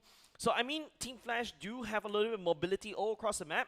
But in terms of team fight opportunities, if Team Flash manages to have a really good real-world manipulation, and trust me, Kartizi can do that. Well, it is a very 5 seconds calm till start the enemy before the reaches storm battlefield. as we jump into Smash game them. number 1, the Ooh, opening first game. game All of MPL troops SG deployed. Season 10. Finally, after a long delay, we are starting things Welcome off. to A Mobile little bit of the Legends. changes. Look at the map, full Alright. of brushes, full of different areas to hide. Interesting choice though. Remember we set up the Aether is going for the Assassin Jungler. It seems like they went for the Xborg instead. So now we're going to go into game, ladies and gents, and we're going to start off this, right? Because this is going to be the team that sets the best foot forward will definitely have some better momentum. Don't forget, Team Evo is a very momentum-based kind of team. Speaking of momentum, I think also Team Flash ramping up the aggression. They know that they need to keep Moskov at bay. You see the top side, Ven is almost being ganked out. They're taking the Lethal Wonder away from the hands of Evo, so Flash SG a little bit up on top in terms of that fast rotation. But, you know, Team Evo playing it safe. With that chip, typically you want to invade. You want to find members. You want to find players. But Powerful is just playing it super safe. Yep. Don't forget, ladies and gents, you know, 10th season, we literally feel like passion itself. And what you want to do is head on there to your in-game profile icon, settings, redemption code. There's your redemption code to claim. And of course, once again, just a reminder, man, it has been 10 seasons. An anniversary, 5-year anniversary for MPL SG since its inception back in 2020. Now coming into the game is 30 seconds until the first turtle spawns, and that's where we see the true power of the rotations. You still got level 2 on J, and Powerful already reaching that level 3 mark. They're starting that gank onto Powerful, but it's just a touch and a go for now. Team Flash little bit more cautious this time around. We talk about the rule. I know we talk a lot about the majors, but hold on a second. It seems like, oh, Kartizi getting ganked upon just a little bit slow, slowing down just a little bit. Shu Unity adding the damage, but Team Evo still hangs on, just still okay in the mid lane. We're still hanging on that brush. You see Hades already finding Aether and where he is as the true damage that he has to deal with, breaking down the Firaga armor. Hades down low just a little bit more, and Powerful also ranking the front. Here comes a real world manipulation. Bear goes in, picks up the first blood against Aether. Normal jungler for the side of Team Evo, and they're going on ham. Bear tries to go on, but Powerful decides to bring him turn around, tries to slow down just a little bit more, but at the same time, Gear picks up Kartizi off screen. Bear picking up a double kill already, and that's massive for the side of Team Flash. And on top of that, a double whammy. A turtle taken down by Team Flash as well. A very smart play by Team Flash just to try to deny Aether from being anywhere near the jungle. Welcome to Singapore. Welcome to MPL SG. It's a huge warm welcome from the reigning champions of MPL SG. But coming into the after turtle play, there is a little bit of a delay from Team Evo to get in position. I think the true power really comes when Powerful gets at level 4, and he just did. So portals might come up. We need to be able to hypothesize where things are going to. Reverse Warrior tagging alongside with Hades. That's another pickup by Bear as well. We talk about, you know, the child prodigy literally getting hammered down by Bear Trap himself. Easy kill down the bottom side, but it's not over yet as a 3-man gang. The AOG's already landed down on the bottom side. Here comes the shortcut at the same time. At the same time, mid top side, the gold lane is all going strong, but the main fight is happening down in the bot lane. Aether getting burned down once again. There's no escape for him. The guy to catch up on the side of Jay, cutting off the escape from Senna. There's nowhere for Team Evo to run, and Gear joined in frame, but what can he do? Shred through Bear. Bear just Raven's Warrior coming in, but Powerful this time around with a shortcut will be going in. Bear, Gear trying to trade the aggression as well, but he's taking a lot of chip damage. Oh, they're healing everything back up. Kartizi flew too close to the sun. Does have that flicker to get out of the way safely, but there's a huge resource burnt out by Flash. 2,000 gold ahead of Team Evil right now. 30 seconds to the turtle spawns up, and Team Flash actually slowly picking everyone off, and Bear is 4-1 and 1 at this point. He's soaking in all of that farm, soaking in all of those kills. Yeah, literally, right? Heroes, that's what I mentioned. Bear, literally, welcome to the big leagues. And he's proven his worth, right? He's proven his red. There's a reason why I really hype out this kid all the way back in what, Asterisk? When he's back in Team Asterisk, Team Exco, because he has ton of potential. He's putting gear down on the ground for now, and there's nobody from the side of Team Evil can literally put a showstopper onto Flash SG there. The biggest issue is Aether. Flash SG's always constantly finding him, knowing where he is. He's 0-2 and 0. Look at Hades. He knows where Aether is, and he's starting things off. Okay, here comes the last Insanity, but not too sure what he's trying to achieve right there. They got a catch out ultimate. OG lands onto him. Aether is not able to play the game anymore. And now Bear gets picked up right there, zoning out the rest of the team, allowing Team Flash to pick up the turtle for themselves. Macro perfection coming out from Team Flash. Smart trigger start, that's SOD. SOD lands onto the van, there's no way for him to run. Real world manipulation letting down, denying every single escape from Team Evil. There's nothing that Team Evil could do. The whole village is up on that top side. Team Flash is ramping this up, and Team Evil, they're just playing one after the other, falling down, and Team Flash just showing us that prowess, showing us that experience they have in the international scene, and bring it back down to Singapore. Yeah, Team Flash is literally pushing Team Evil off the staircase, right? Team Evil is just bumping down over and over again. Ben has to burn the flicker just to try to get onto there. Hopefully try to outplay. Powerful is joining in with the chip, trying to save his team member's life just a little bit more, but doesn't really have the ultimate to kind of follow it up. Sailor goes into the Jushin, will be showing some damage onto Hades. Will not be able to find it. Here comes Aether, the hero, finally picking his worth in that, taking down the jungler of Flash SG. It was a little bit greedy, but Flash had an idea. They wanted Vanix to try to break down that T2 on that top side, as Bear keeping busy on the bottom side, and he's taking out that T1. What's left standing is that T1 mid. Evil needs to keep this turret standing because of dangerous grass. Any one time, Team Flash might be able to use this bush advantage for an ambush. Yeah, but the magic of team fight is not showing for the side of Team Evil, right?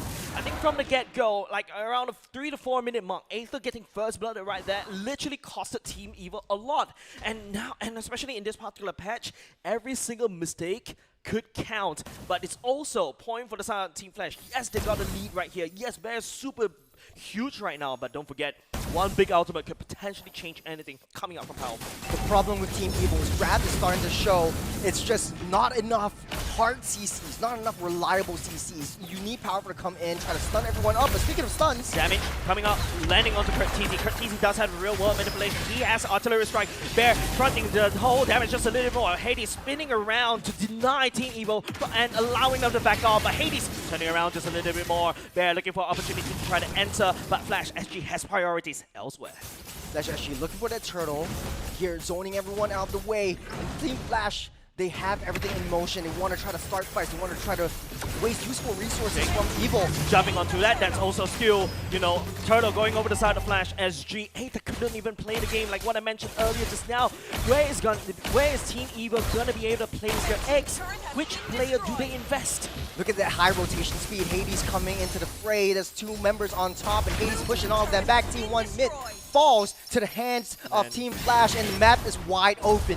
It has been really wide open from the get-go. Flash SG, remember the power of the rotations of Hades as well, just setting up the stage, allowing Bear to scale and just literally ricochet all the way to the moon. You talk about the 8OG, the global presence as well. Team Evil is unable to hold. You're expecting the Granger to basically get some kills, to get some, you know, damage and also output some form of it or whatnot of it. But Flash SG is just tickling. Don't forget that he haven't even activated the Lord of Vanix yet. Flash is super smart in how they want to play this. Look at Vanix, not anyone in that map has access with the SOD. Anytime there's a team fight, he might be able to throw that spear and join in that team fight, but he's busy split pushing as Team Flash trying to start team fights elsewhere on that map. That's why Evil is trying to split everything up. I think that's literally, you know, Flash SG knowing their enemies, right? The way to deal with Team Evil is to not allowing them to go to the magic of the team fights. You want to split them up. Take a look at the itemizations. You got the Lapu Lapu already building up the Queen's Wings. It's going to be a tough boy to take down. Powerful using that charge. On the top side, Ben. Oh, what a scare. I think what Hades is trying to do is literally try to bait out, zone out Ven to basically allowing Vanix to take the turtle instead. However, Jake, I think just a little bit Bear coming in for the flank as well. He's massive right now. The real one manipulation here. No way for him to run. And now they pick one up. They can easily go and rotate and play other sides of the map.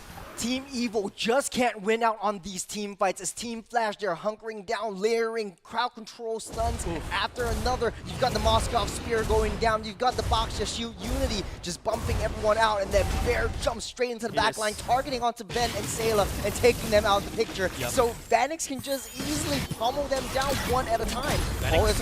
Getting caught right here. This is not the target that, you know, Flash wants to give up. Last Insanity for the Sun and Aether hits Vanix. And now it's going to be Flash exacting vengeance against Team Evil. But Bear really going in, picking up a mega kill already. Powerful. He's starting to lose his steam, giving the double kill over to Bear as well. Ben can do nothing, getting stuck behind the purple wall, giving Flash SG a opportunity to pick them up. And ladies and gentlemen, Team Evil literally broken right now. Team Flash wipes out Team Evil. A blunder.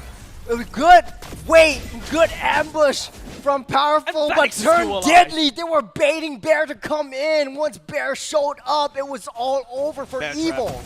Literally Bear trap right there. But of course, ladies and gentlemen, that's the first code to 10, first to 10 code rush right here. Take that code and get your free stuff. And literally, speaking about free stuff, Flash took the Lord for free. Oh man, they also took 5 of their heads and everyone falls as Team Evil struggling to come back online. There's not enough crowd controls, there's not enough initiations from the rest of the team. The only one that can throw anything is the Yo-Yo, stringing 2 members together from the side of Gear. But then again, not enough damage to follow up. Powerful needs to be able to find areas to wait. So the bushwhack position that he's in needs to be needs to be high IQ. He needs to know where Vanix is, he needs to know where Vanix is gonna path before making any sudden movements. Lord's marching on that top side. Flash is just playing it very, very slowly, taking control of that map, and Evil picking up that scraps. Yeah, Van is not outputting the damage. I really echo you. There's not enough damage coming off Team Evil. You've got Sayla on the Juicing, right? Juicing can deal considerable amount of DPS. But right now, when Team Flash is so fed, you've got the Bear coming in, humming it down to you. Oh boy, you gotta run. Remember, down the bottom side, he's keeping Powerful busy on the top side, and Powerful needs to be able to find a way to get into Vanix, but he's so highly protected by 3 big brothers as well as a zone denial opportunity. As Evil just playing on that back foot, they do have some high ground potential. I think Sayla's crowd control takes a little bit too long to initiate the lantern pulls, as Bear is a little bit too tanky to take down at this point. Look, it's just a tickle. Sayla can't do anything to Bear. Yeah, Flash SG is really smart in terms of, you know, playing around the aggression, right? Playing around and diversifying the damage absorbed from the side of Team Evil. Team Flash right now is just, you know, cleaning it up. There's no way for Team Evil to basically step out of the base anymore, because now the dangerous bush grass is really dangerous right now. Really high IQ as the T2 falls. Hades doesn't want to initiate, doesn't want to commit into a team fight. As Powerful using their concealed play. Ooh, does try to jump all the way to Curtis. Gonna catch up coming in. Will be able to land. AOG try to make sure that they actually go in for the CC. But now Team Evil trying to hold on with any form of damage, just a little bit, trying to pick up any form of. But it's going to be Team Flash that picks up first casualty on the side of Team Evil. There's a little bit too much for Team Evil to do. And then the problem is, Team Evil, that was a wonderful engage. Curtis just shuts Powerful down with the real-world manipulation portal up. Everyone goes back into the fight, and the real manipulation just stops everyone in their tracks. They're trying to push the situation as Gear tries to go in. Nope. It's gonna be Bear getting picked up right there, but literally could just jump away to safety. Ben doesn't really have the damage to do against Team Flash. And even though Evil is trying to force these fights as well, but they're running out of steam, they're running out of fuel, they cannot do the damage. Oh, every hit onto Bear is like an ant bite. He's just shrugging and kicking it off. And he's still alive, 8-1 and 4. And as Bear stays alive, Team Evil just taking all of that shots, taking all of that hits and pushing back. Yeah, the problem is that Gear is also, you know, it's a snowball hero, right? You need the CC to really snowball hard in the early game as well. But the problem is, Bear is really Bear. and Gear couldn't do anything about it. It's literally not even a chink in the armor that the side of Team Evil could find against Team Flash. The win condition for Team Evil is if Powerful is able to reenact that same ambush onto Vanix without Bear being in the picture, but there's a portal already used up. Oh, all four lands. Coming in, the AOG from the side of Jade to join the fight as well. SOD do land, and now Vanix will jump all the way to the back line, immediately shredding Sailor. Then nowhere to be seen, unable to actually join the fight. The members on the side of Team Evil literally losing their lives, and Flash collapsing onto Team Evil. Van trying to do some total chip damage against Jay. Cannot find anything, Churros. There's no easy way to say this, but what a blunder from Team Evil. Portal comes up, 4 members into the role of manipulation, and just immediately gutted, immediately decimated by Team Flash. They had to be able to find a different way to do this. I think that was a very panicky push on that portal, and Team Flash, they took full advantage of it. Bear was in position, he was able to deny that back line before the SOD comes down. Yeah. Even though Vanix lost their lives, they win out in terms of that lord. Van couldn't even join the fight at all, right? You take the portal, you're just dead smack right into the Red Wall manipulation, the AOG, and even perhaps even Hades as the poise as well, right? So Flash SG literally checkmating Evil all the way back against the wall. Van unable to farm any form of Sky Pierce or stack. That item is just literally taking up space. Jay is just opening up that side of the map, just holding on to that lane. Flash really wants 3 waves to push through. If you analyze it closely, that's 3 lanes just waiting, and they're waiting on that trigger. They want to push into 2 lanes before they break down the inhibitor turrets down on Evil's base. But now the problem is Powerful. Yes, you've got a very wonderful chip. You can also find the flanks. But you find the flanks onto Vanix, you find the flanks onto Kurteezy. Jay can easily AOG to basically protect, heal. And you also got Bear literally jumping all the way to the back line, cutting the whole team fight in half. The last Insanity pop super early on, just to try to wave clear, avoiding the clash. But bottom lane is already taking a lot of casualties. The first turret, the base turret for the side of Team Evil already going down. It's already way too far gone as Bear jumps into the back line to take down that T2 in the mid side, but Powerful is not in position. He almost disappeared right there. Powerful getting snapped out of position right there. As true as what you mentioned, the members on the side of Team Flash is just homing onto him. The members on the side of Team Evil doesn't really dare to take the portal. The AOG right in the real world manipulation. There's nowhere for Team Evil to run. That's the last incentive for Aether. But what can he achieve? Nothing. As Man literally rips Evil apart with his sword and talents. And ladies and gentlemen, Team Flash showing us this is just another day in the office, ending the game against Team Evil. That one find right into the face of Van just clears everyone out. The real manipulation just stuns him into that borders, right at the perimeters, and Jay comes back in to start all that fight going. That was a beautiful last team fight by Team Flash. And Evil, they need to go back to the drawing board. That was a 12,000 gold lead that Flash has accumulated. 12,000. At the end of the game, Oh my goodness Evil me. stood no chance. I think it was, call it a lane gap down the EXP side, but Bear was just constantly hunkering everyone down and just pushing them away. Literally, Bear was insane. He in was that hungry. match. He was hungry. He's basically a bear that's gone through hibernation for 2 winters in a row. And just woke up. And just woke up. He's looking for blood. He's looking for meat. And of course, literally when I told him, welcome to the big leagues, there you go. He's in the big leagues right now. He's showing his salt. He's showing his bread that he deserves to be in one of the best teams in MPL Singapore. Yeah, like I said, with the chip pick, it was a flip of coin. It In is. the early game, a little bit slow. They couldn't take control of that early level 2 that Powerful had with that chip or early EXP advantage. They couldn't find the right targets in the late game because Flash essentially built a wall around Vanix, built a wall around Yi. Kurteezy as well. They used Kurteezy has that real manipulation. Powerful always panic pushing that portal, and once he pushed that portal, Gear comes in and 4 members jump in. That's real manipulation, trapping everyone together. Yeah, literally, right? And I really I really love what I saw today. Remember, we started the show, we asked questions. Yeah. Where the Team Flash was able to hold on to, you know, the trademark, right? The aggression, the fact that they know how to layer in terms of absorbing the damage. They do. Sailor wasn't able to really do any form of crowd control, especially when the Juice in. And don't forget, that was a Juice in first pick. That was what Team Evil was banking on. They couldn't find anything at all. No, it makes sense. Like the Juice in, using the lantern, opening up the brushes, giving a little bit vision. Makes sense. The problem with Team Evil is that they don't really have that immediate punch for that crowd There's no control. punch. There's no punch. Yep. There's no damage. At the end of the day, Team Evil was playing on the back foot.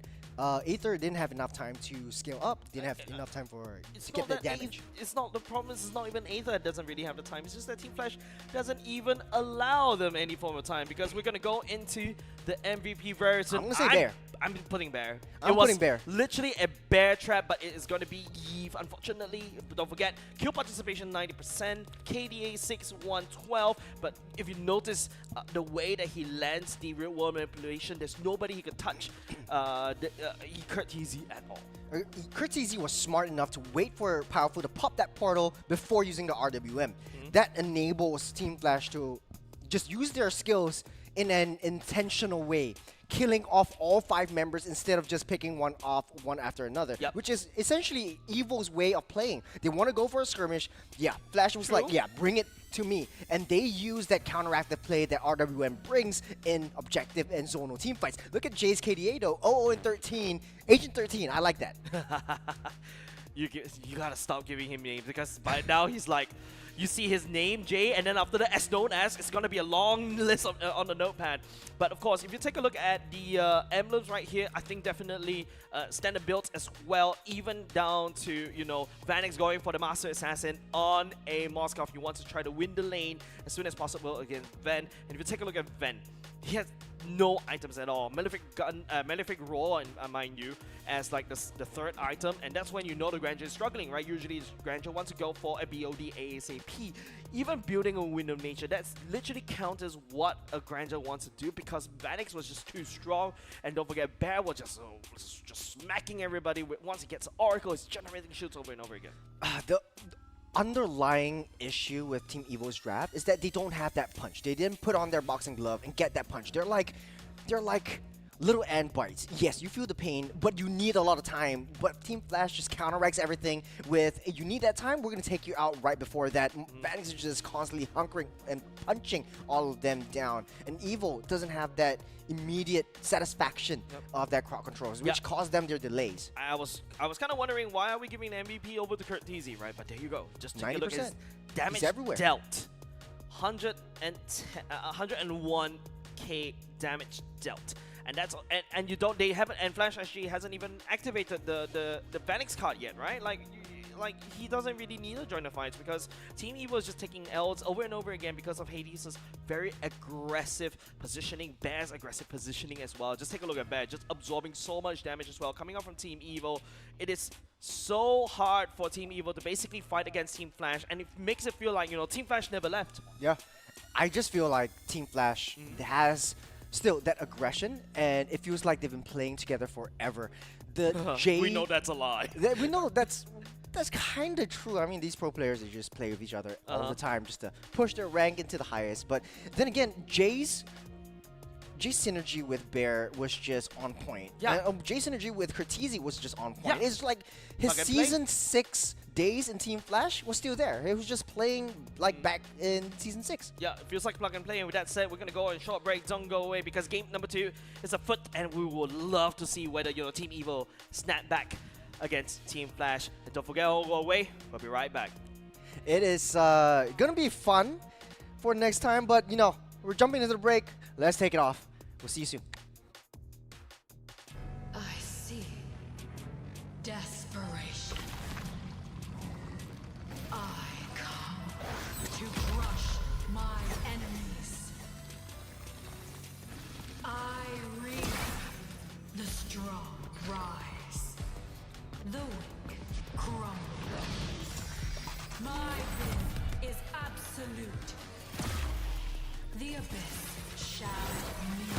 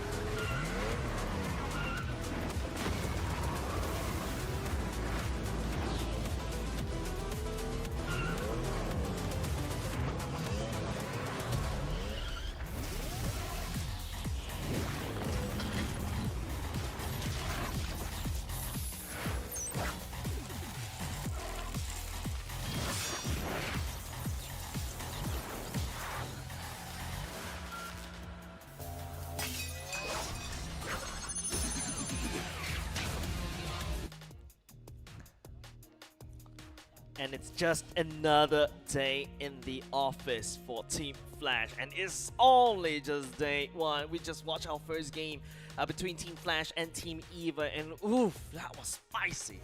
To be honest, they proved me wrong. I initially thought without the... You doubted? I doubted. You're one of the doubters. I doubted. Respect I yourself. thought like the change of the roster would mean some adaptation issues, some True. chemistry issues. But it seems like, you know, Jay never left Flash. And Bear was basically that missing piece of the puzzle. You need a strong EXP laner. You need that strong side laner to be able to give that extra oomph in terms of that team fights and the objective. And Bear fit the pitch. Yeah, I definitely feel that, you know, Bear doesn't not only just provide the oomph, it was literally him like pushing gear, and then after that, you know, you've got a weak offside, and all of a sudden the powerful's attention is all over the place, unable to grow Grandeur as unable to grow Ven as a strong Grandeur, and then everything after that is just downpour, right? And also another thing that I also want to point out, it wasn't really obvious earlier just now when we were talking about this, is that it feels like Team Flash is using the same playbook as what Evil did, and then throw it back to them and say, hey, you wanted to play team fights, let's go. Yeah, it's team fights, but it's very zonal, especially from that Eve. I think that Eve pick was just phenomenal coming up from Curtizi to directly counter Chip's portals. Once he throws out that portal, everyone goes into the picture, and Curtizi opens up that zone of death that Team Evil cannot face. Look in their faces, it's just, you know, Saturday Monday blues on a Saturday. Maybe a little bit of a communication issue. Maybe a little bit of a chemistry gap between these players. And don't forget, Aether is very new in this team. And so just adapting to how Powerful's play styles are. A little bit more aggressive, a little bit more fast-paced. It seems like he's 2 steps ahead and the rest of Evil are maybe 5 steps back. Yeah, if you notice, if you just take a look at the playing camps, you know, it's kind of like, not say it's kind of concerning, right, to see, you know, when players are literally kind of down right there. You can see Sayla just trying to analyze the game. He's not, from what I remember back in his old Evolve days, he's not a very vocal player, but when it comes off game, bro, he's a beast. Yeah. Team Evil, and he cooks really well. I think Evil just understands who to find and how to do it. They did it once, but it wasn't enough damage to lock Vanix down. That ambush down on that mid side by Powerful and bring the whole team forward was a smart move, but it was just not enough damage.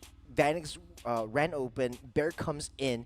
They should be able to draft heroes around Chip that enables that fast burst, and I'm out of there. You want that five-man team to come in with that burst damage, to come in, clear out, wipe out, and then just get the heck out of there. But for Team Evil, it's just their draft is just too slow. It builds up damage over time, and it's not high burst DPS. I feel like they do have it in the form of the Granger, but the Granger wasn't activated.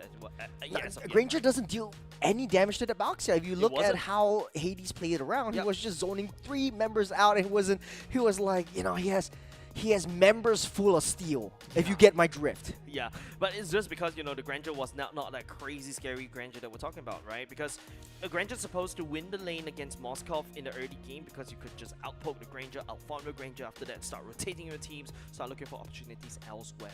And then you leave the Moskov to basically farm until late game, right? And hopefully you snowball faster as compared to the Moskov, end the game before the Moskov comes online. It's just a fast rotation speed that the Baxia and the Yeve actually, maybe not the Yeve, but the Baxia and the Gato Kacha actually brings to the table. Every single time that Granger was way too far across that river line, Darren comes Boxer, Darren comes Hades and trying to shut him out. So Ben doesn't really have enough space to farm. Yeah. But Team Flash actually created that space for Vanix. If you notice, all of that clash, all of the team fights was away from where Moskov is. Moskov was just busy farming. If you look at that damage dealt in the previous scene or the post-stat scheme, only it was 47K. nothing. It was nothing. He He wasn't was just doing- busy farming all the time. He doesn't need to be there because there's enough damage from the 3 tanks alone, especially with Bear. Yeah, Lord Vanix became the peasant Vanix in that particular game. He was just Peasant busy farming. Vanix. He was literally busy farming.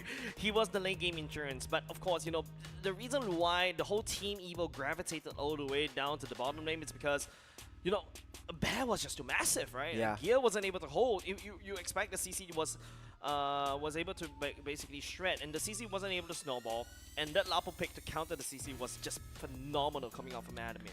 I think it's just speed, pacing, and momentum that Flash has built. Like, if you look at the entirety of this game, it's just cross-map plays. There's not a lot of fights that are very situated deep into the jungles. There's not a lot of invades into the jungles. It was just Hades initiating a fight at the side lanes, and then it comes through. Because Gear was actually pushing Bear back. If you notice that the early game, like level 3, level 4, they were still pushing Gear back out of the way. But after that first death, after the gold plating turret has been destroyed, it was just Bear dominating every single one of the players of Team Evil. Yeah, you allow the Lapu to snowball. This is what you get, right? And the same could have been said over the side of Gear, right? If you allowed Gear to basically snowball on the CC, yeah, then you know the story will be flipped, right? History will be written in another way where Team Flash could be finding themselves a little bit of a struggle. You know, that was the previous game. We're forward thinking, we're forward looking. Let's look at let's hypothesize. Let's posit what's going to be in the next game. I think for Team Evil, what they need to work on is pacing, momentum. They need speed. They need speed to match how Flash wants to play their aggression around all of the map. No matter what map or no matter what environment they're in. I mean, Team Flash is literally living up to the namesake, right? I am Barry Allen and the fastest man alive. Literally flashing. Back in the Flash. Yeah, flashing, blitzing through the whole team fights. They're always there, even with 1 step or 2 step ahead, like what you mentioned. Even though Powerful is on the chip, right? And they're dictating where I'm picking these fights. I remember we did doubt the Kurt TZ. I was thinking, hey, you know what? Why don't you go for the Farsa? But it seems like, you know, Eve turns out to be a solid pick against Team Evil. Yeah, I think if it was the Farsa instead, I think they initially want to go for the Farsa instead of the Eve, but since the chip was picked up, they went for the Eve instead. So if the Farsa was picked up, I think this game would be far over much faster. Well, on the contrary, now that I look at it, you know, benefit of hindsight, right? You go for a Farsa, you get instantly locked down by every single one from the side of Team But Evil. there's no one that can actually effectively go into your backline, except for the CC. Yes. And you'll be alone. The yo-yo strings or the curtain call won't deal that much damage. But, you know, players are getting ready. They have their headsets on, and hopefully we're jumping into the draft. Yeah, game face on, ladies and gents. We're going to go into map number 2. Game number 2, mind you, and we're going to let it roll. I'm not going to be able to make the sound. I want to get an auction sound. We're going to random map draw, and it's coming through. We are going for Dangerous Grass once again. So no difference in terms of the map or environmental changes. All right. We talked about this earlier just now, Churros. We expected this to be Evil's map. But Evil was kind of struggling against this map, right? Like, even though, yes, the ship was able to use the Dangerous Grass to basically open up a map over and over again, they even had to use the Juicin to basically bring light to the map, literally. And speaking about Juicin, Adamir just literally taken away. Yeah, I think Juicin is definitely the best pick in Dangerous Grass, just to open up that map in a safe environment. It was just Evil doesn't have enough backup damage. And Flash SG just denying that Boxer right off the bat. So a little bit of a change here now that Team Flash is first pick, first ban. On the other side of the table, Evil taking out the Angela. I think the Arlon might be banned out here as well. You don't want to deal with that on the offside, but then the Lapu needs to be respected. Angela was banned by in this game, usually by red side, already 2 games in a row. Earlier just now, there was also the Uranus getting banned by the side of Team Evil. Now we're going to throw it back to Adamir to ban. There's also for the Team Flash, there's also the Yushin Shin that's also open as well. There's also the potential open 1-1. Don't forget, Team Flash right now, they're on first pick. They're definitely going to want to open up and maybe trade priority picks. You know, we hinted a lot about the new hero, Obsidia. Do you think this might be interesting in Dangerous Grass? Or You know, it's a easy map opener, Yeah, has a little bit of mobility, but then the damage scale is a little bit too long, too late. I feel the maps actually benefits the roamers and the EXP and the jungler even more as compared to gold laners, except for the flying clouds. That definitely helps me a lot as a gold laner because I don't need to walk. Why walk? Literally, I could just be Sun Wukong and literally fly all the way back to lane. Okay, so the chip has been banned out by Team Evil, hinting that Jay wants to play the chip and show who's boss for that respect. But then again, Star remember what I points. said, the gacha will be put into the table. There is bush heavy heroes also. The Natalias, the Helkurts, the Hildas, Oh, the Khalids are actually very interesting in this map. yeah, Jay Thorns can remain. bring a Should lot of petals heroes to fall? the table, right? There's a reason. There's a season where he literally bring the Valero for a period of time. And I mean, it'll be interesting, you know. You could just use your ultimate and then put a firewall and then just to scout out the dangerous grass. Yeah, it's very expensive, but hey, style points. Yep. So Lancelot gets banned out, but the side of Team Flash, Team Evil might look to ban out the Yi Sun Shin. That was the previous ban that they took. And the Yi Sun Shin actually works well with Dangerous Grass, opening up the map right before the objective takes 2. There's also the Yushin Shin. There's also the one that's open. Novaria as well, I think might be interesting in Yeah. Dangerous Grass. Novara, there's also the Fanny, there's also Uranus, there's a lot of things that Team Evil right now, they may find themselves in a little bit of pickle, or they could just open it up and they will Let's take hear from 2 the of this crowd. pick. Seems like Make they're some gonna noise deal, for yours truly. take away the CC instead to allow Gear to go for, you know, the tankiness like the highlights and stuff like that. But Team Flash right now, spot by choice. Go for the 1-1, they can go for the Yushin Shin. There's a lot of things that they can go for. They can go for the 1-1 Your instead. team is 1-1 gets picking. picked up by Flash SG, so the gold lane a little bit on the slow coming, but it kind of seems like Flash SG has a idea of where that draft wants to go. They always pick up that gold lane first. They always want Vanish to secure They call whatever me he a wants to hero play before because I he saved my chooses nation to from counteract falling anything. apart. So Your team the is Arlot picking. and the Yi Sun Shin gets picked up. No more CC to deal with that EXP side. Team Flash might be able to pick up that Lapu Lapu once again, or even, you know, have a nice little pick or neutral pick onto the Gacha just to try to get a bushwhack position. You know what's interesting also is the Kagura from Sela. It was one of his signature picks, and I think this kind of works well. They really need some secondary burst damage from that mid side. It has decent wave clear as well, and I think it kind of works. Or, you know, Farsa. Well, I think from the side of Team Evil right now, I think they've got ample amount of damage. Don't forget, Arlot, even though you beat him tank, does add on quite a few amount of damage. The Yushin Shin definitely now a lot more stress on the side of I'm not Aether the as only well one to be able bound to land by down the these Mountain Shocker. chains. Now Team Flash gonna secure the 1-1 by selecting the Phobias against an Arlot, and also works against an Arlot really well, right?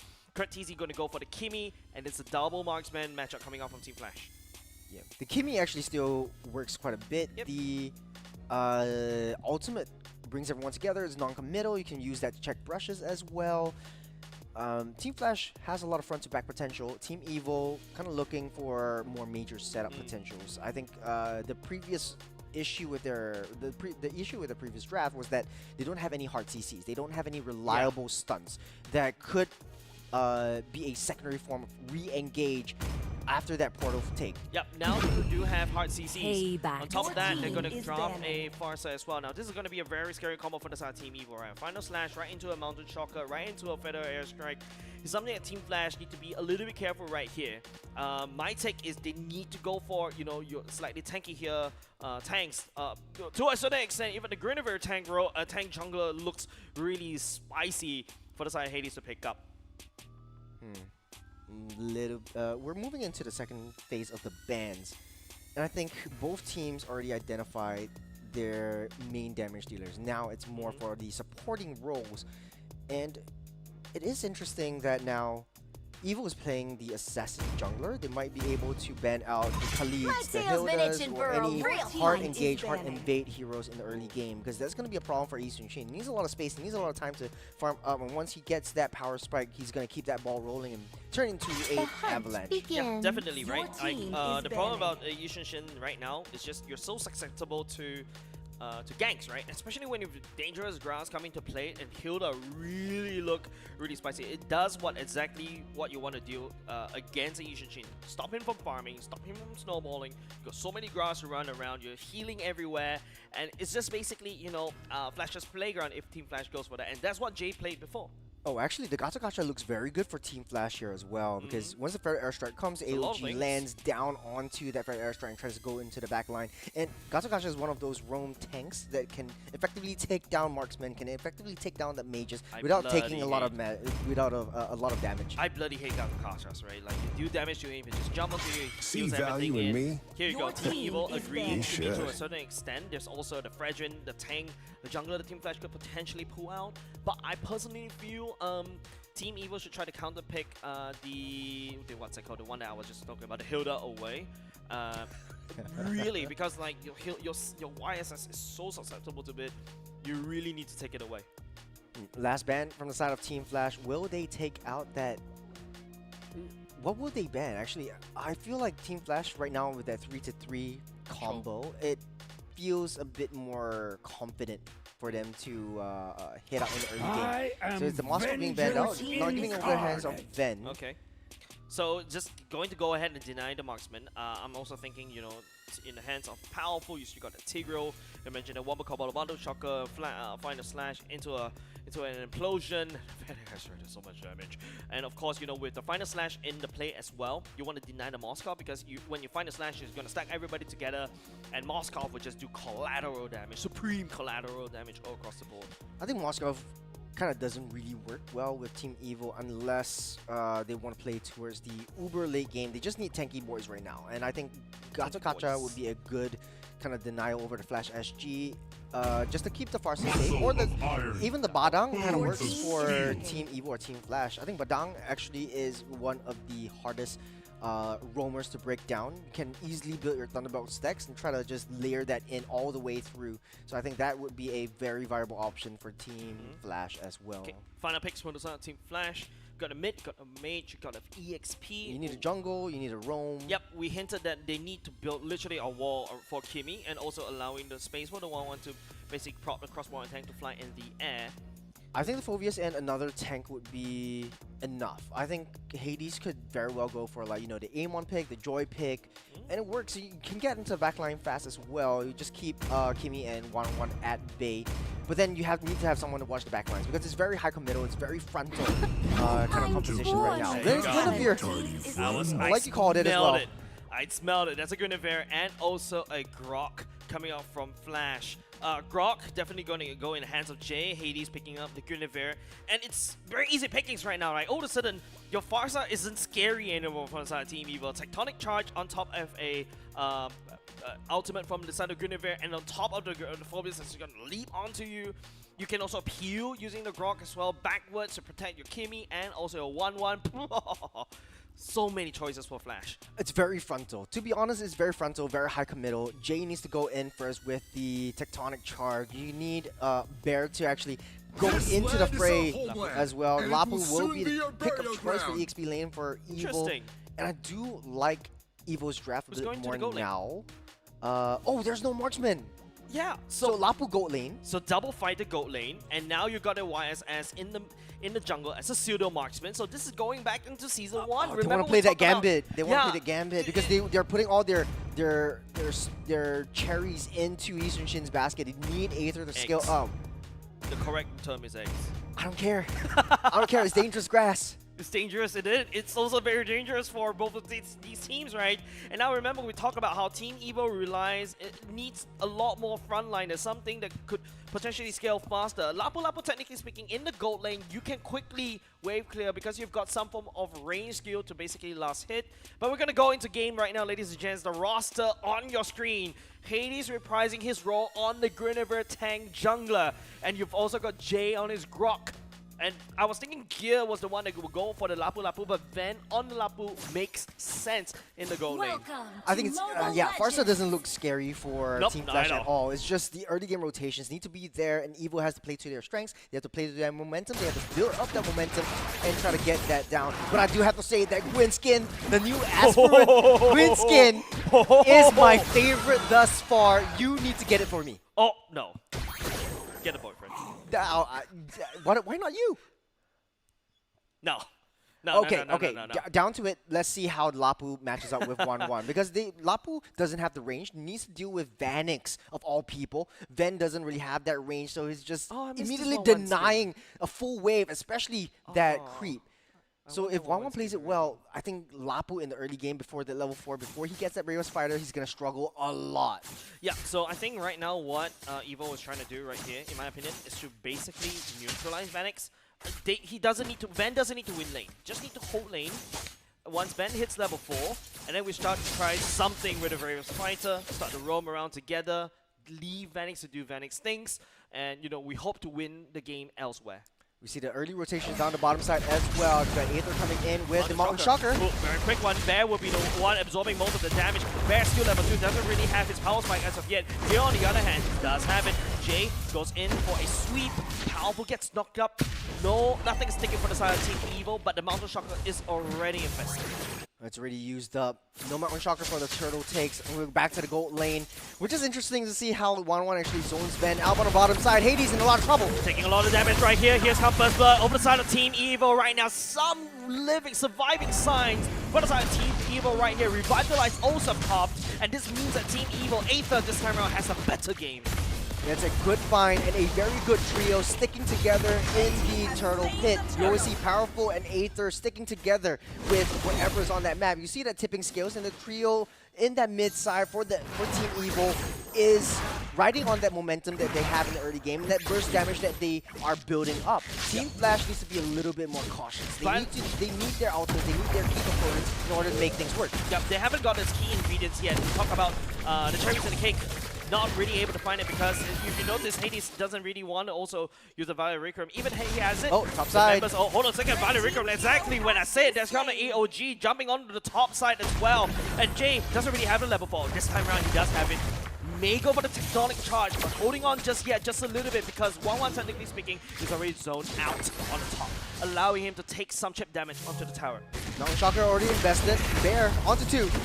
But don't forget, we've seen this before, but this time around, Bear's not a Bear trap. He got trapped by 2 instead. It takes a little bit more time for Provis to really come online, and Team Flash really needs to play together as a team. Evil is always fighting 2-on-1, and that's really like your style in the early game. In the late game, you're going to be able to split and use Asian Shin as late game insurance on that split lane, and just stick together as 5. So the magic of team fight for Evil might be online. Here comes Hades once again by the Rick Room, the Farsa.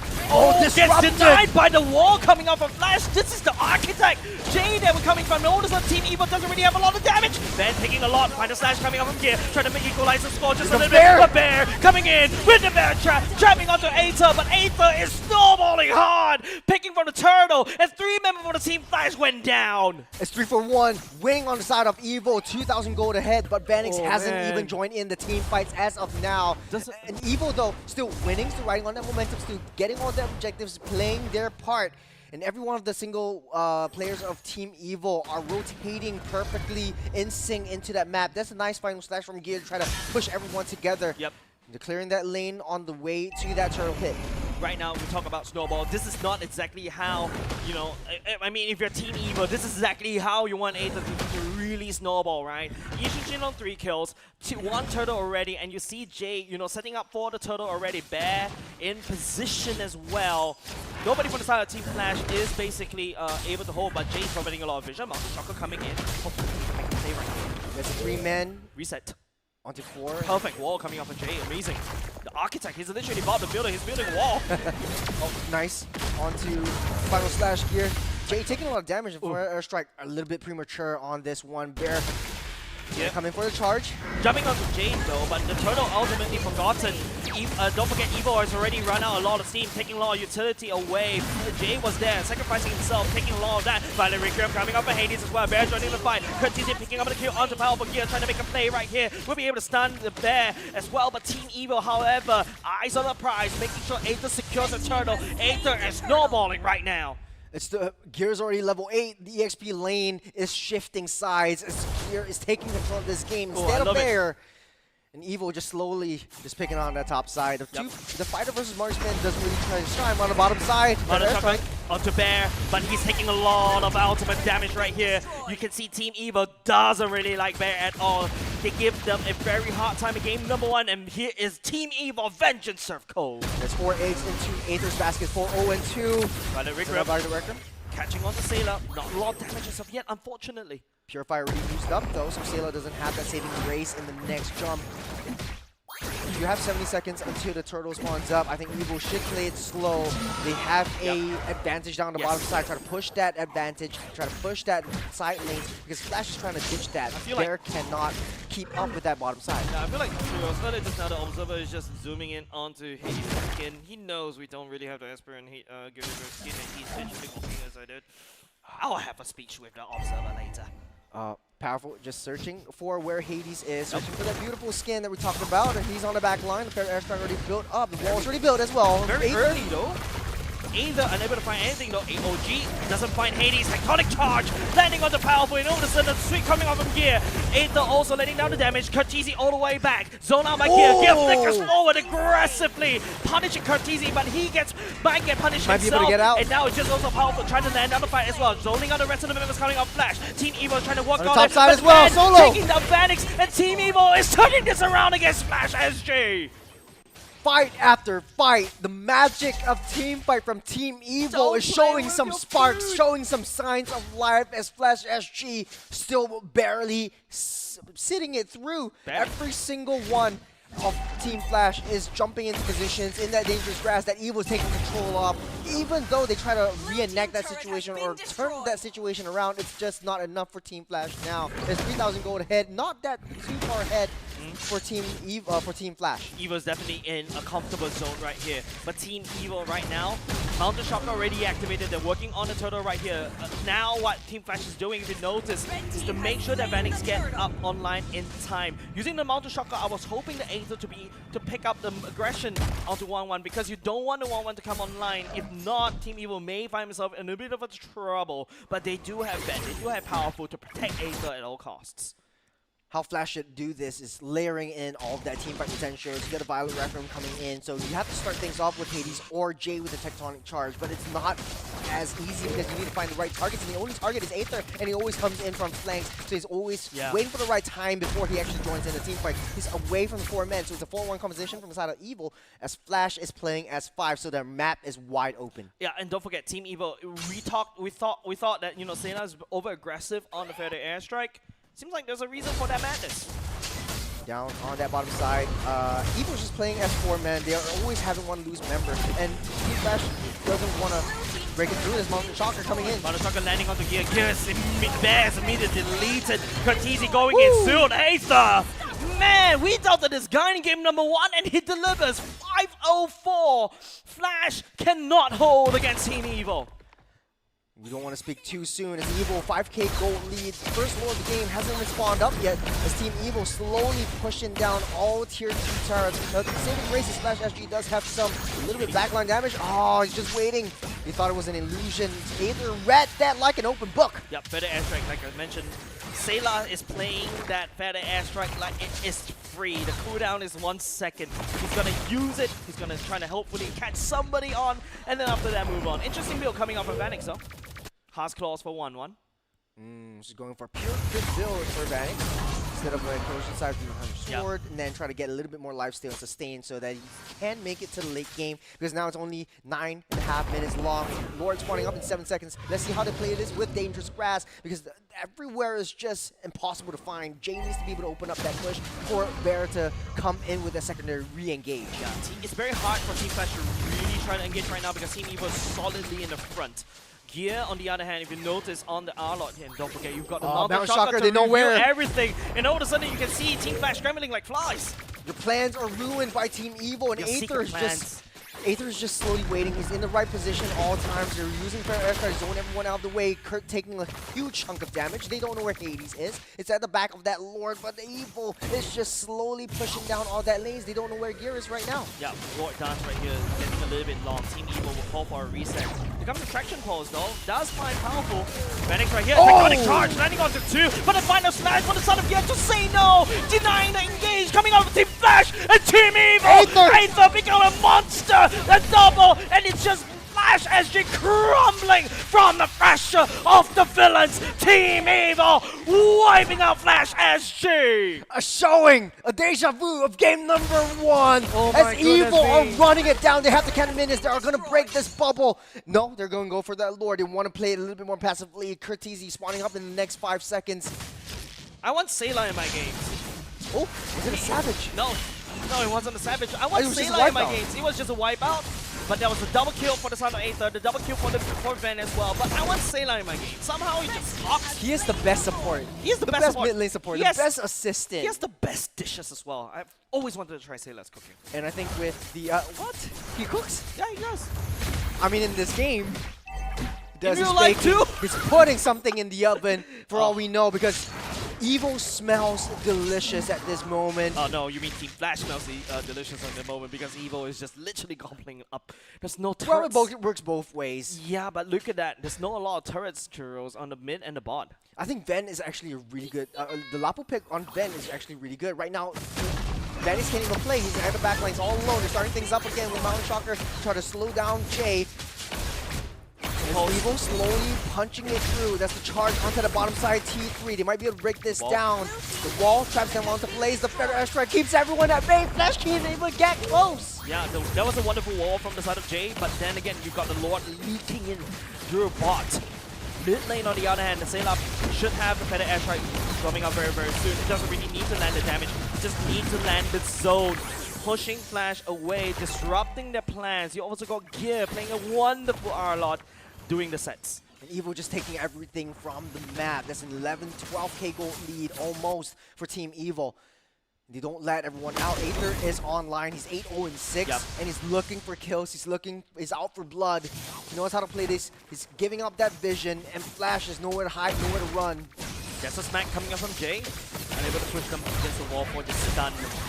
Oh. Here comes Hades to jump in, he makes the play for the Tectonic Charge, the follow-up coming off Flash, and this is going to be the ultimate from side. Oh no, Vanix actually went down, unfortunately, immediately bursted down, but Team Evo turning it around, Aether picking up kills after kills, and his Team Flash slowly crumbling from the pressure. Aether picking up another one, he's Might just be able to get a unstoppable, triple. coming up on Team Evo, making a triple, the Sky Piercer Stacks, it's there, and now they are looking at Team Flash like it's food, and they equalize the score against Team Flash. They look happy about it because Evo's bringing us to a game number 3. Only First game game was just a warm-up, and the villains are up online in game number 2. Living up the moniker as the Titan Slayers before. Yes, we call them Titans now, but they don't forget we called them Titan Slayer first. They have drilled first blood against the best team in Singapore. Yeah, they weren't angry. I mean, we saw I'm all their impressed. faces. We saw it on the camera. Like, after the first game, it was like, man, Sayla is just justifying his actions. And right now, he's super comfortable. Picking up that Farsa, zoning everyone out of the way. Yeah. He's in the right position. No one can get into Aether. And that last fight, I want to point out, Yep. Hades got the right call. It was just too slow from Jay because I think there was some communication issue or some chemistry issues. But like when Hades went in with the spatial migration into the Violet Requiem combination, Jay didn't use that tectonic charge just to deny Yisun Shin. The Yisun Shin was just free and easy to run around. Aether was just blocked out. Look, the problem is Ishin Shin does have CC immunity as well. Every But time after he dashes, you jump, very you need short to- amount of time. You got that right Small frame. little window. That frame that Yeah. you need to press your skill 1. Yeah, correct. But the thing is, I think right now it's just we can definitely see, right? The reason why game number 1, you see the Yushin getting banged out by Team Flash. I think they have to do it. I think they underestimated Team Evil, and they got bit back.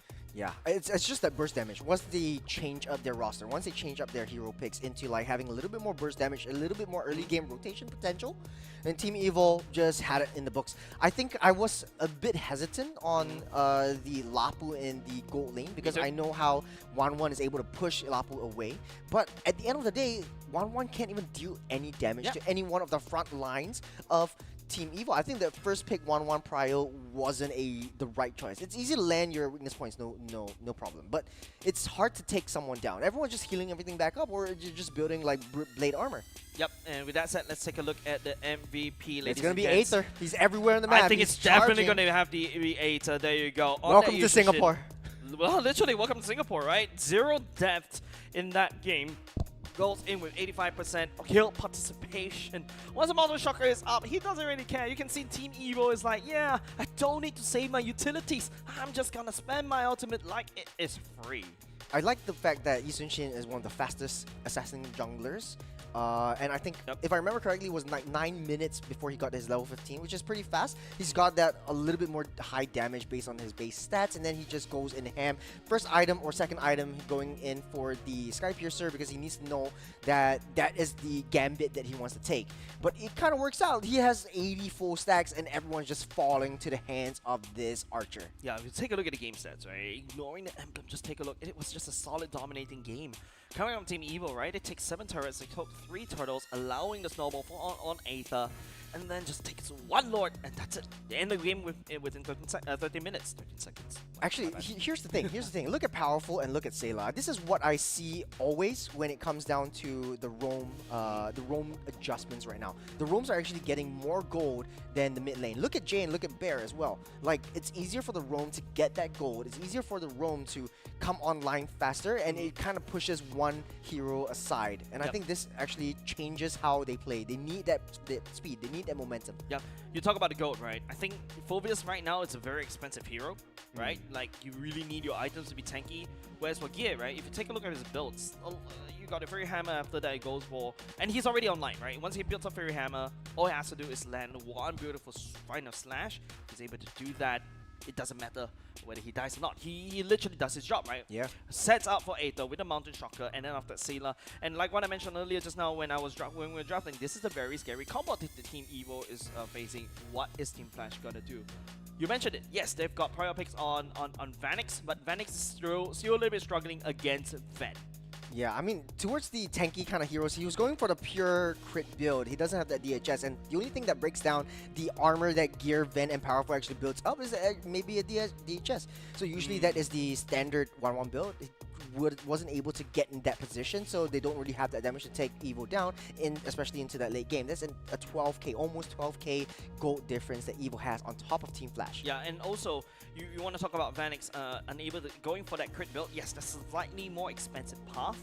I think he's definitely should be building into a Magnific Gun, because usually if you go for that kind of build, you are more of an AA user, right? Your basic attack. But remember what I said in the get-go, in the gold lane. Then all his role is to do is to make sure that Vanix doesn't get a kill, unable to farm, and he's done. As long as during the team fights, that's where, you know, Ven switches into a pure position for Aether. He's solid. Yeah, Ven in every single skirmish, every single team fight turns into a homing missile, and he has Vanix in his eyes, and he's just chowing him down.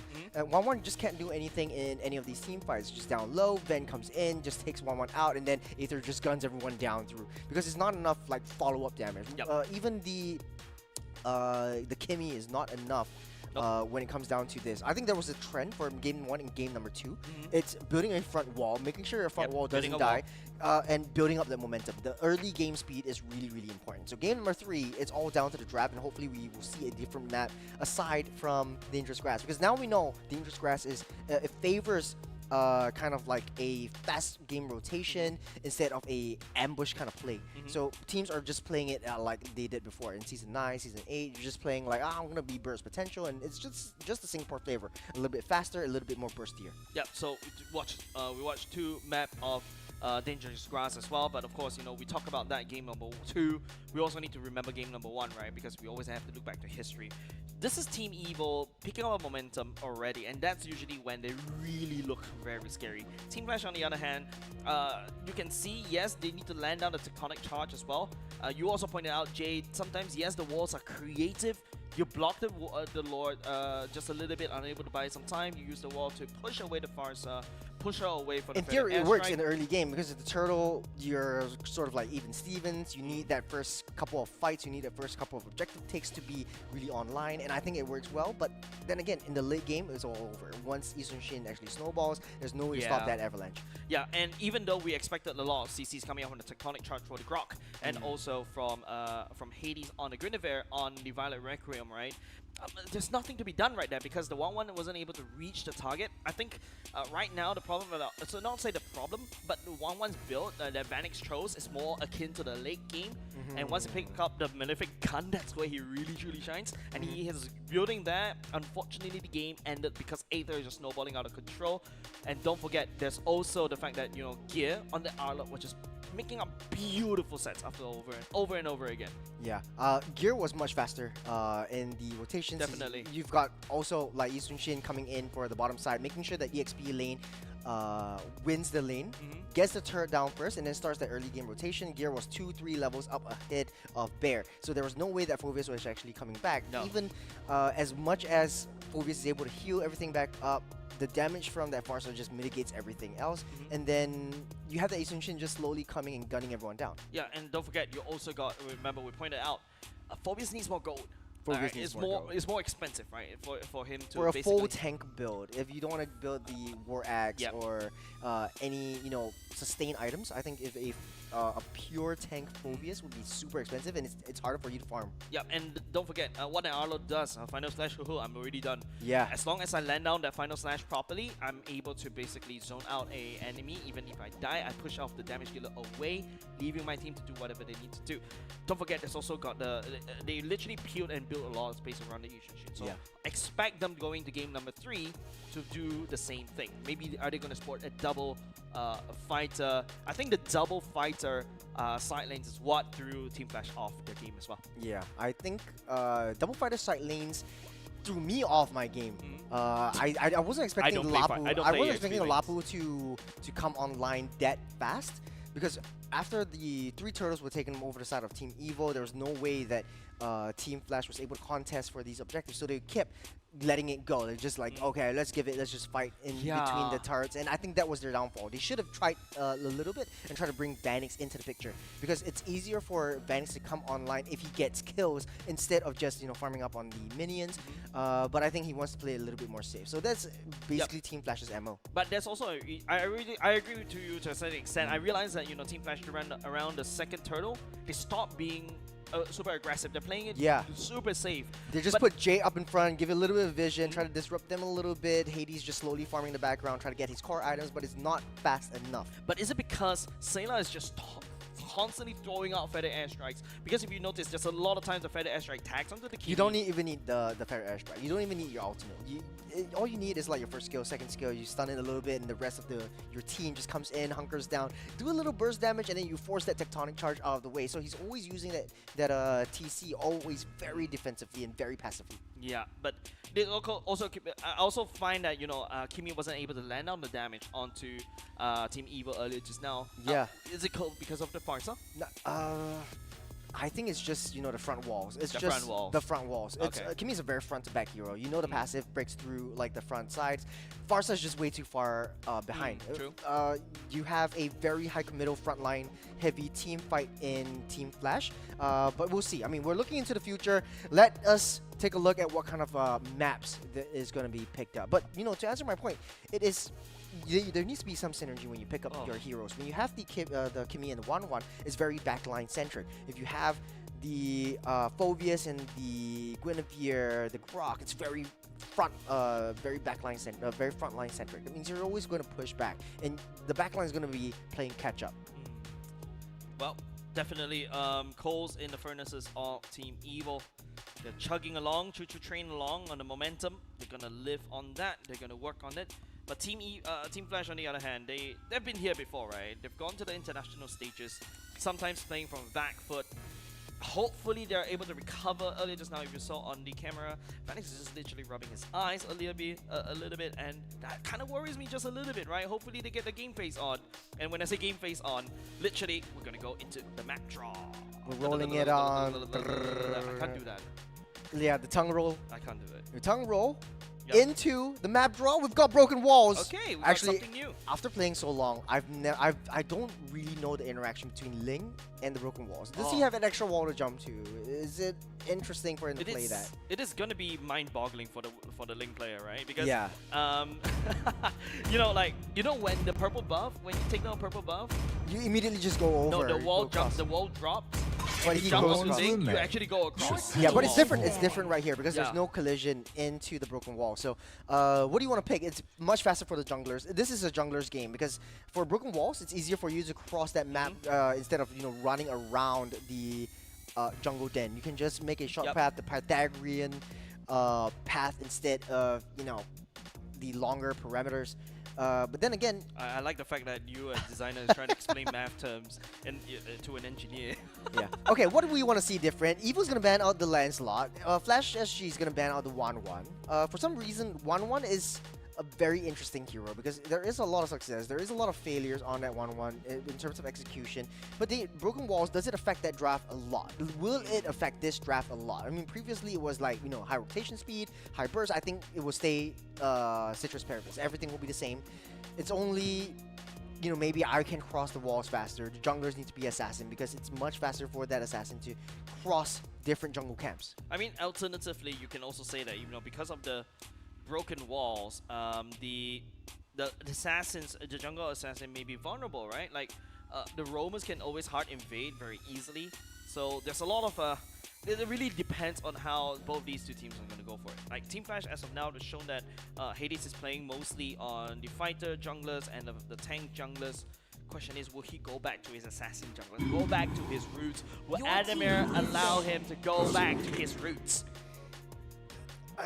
Assassin junglers aside, I think it is all down to like which side you're picking from. We have 2 games of the red side winning. So second pick always has a small, slightly better advantage in terms of like understanding, okay, this team is going to play this hero, I'm going to draft around it, and they try to counter deny, counter pick, and they have that wildcard advantage that the blue team does not. So the Uranus getting banned out by the side of Team Evil. Baxia is open. It was previously banned out by the side of Team Flash as well in first pick.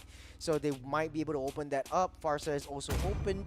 They call me ban a out the hero Lapu because I yeah. saved my nation from I falling think this apart. is kind of no-brainer. You don't want to give first pick Yushin over to Aether. For the side Team Evil, Snap the picks the Baxia. Baxia right off the bat. Earlier, just now, game number 1, they were the one that picked up the Juicin. Baxia also very flexible. You can put it in the roam, put it in the jungler, but we see thus far, it's mostly going to the junglers. I think it's super easy for Baxia actually to cross the walls because I realize also the broken walls also affect the Lord in the Turtle Pit. So instead of like jumping over the wall, you save that jump, you just roll through, and then you save that jump for that stun onto the side lanes. I think that's how they want to play it. Perfect map for Baxia.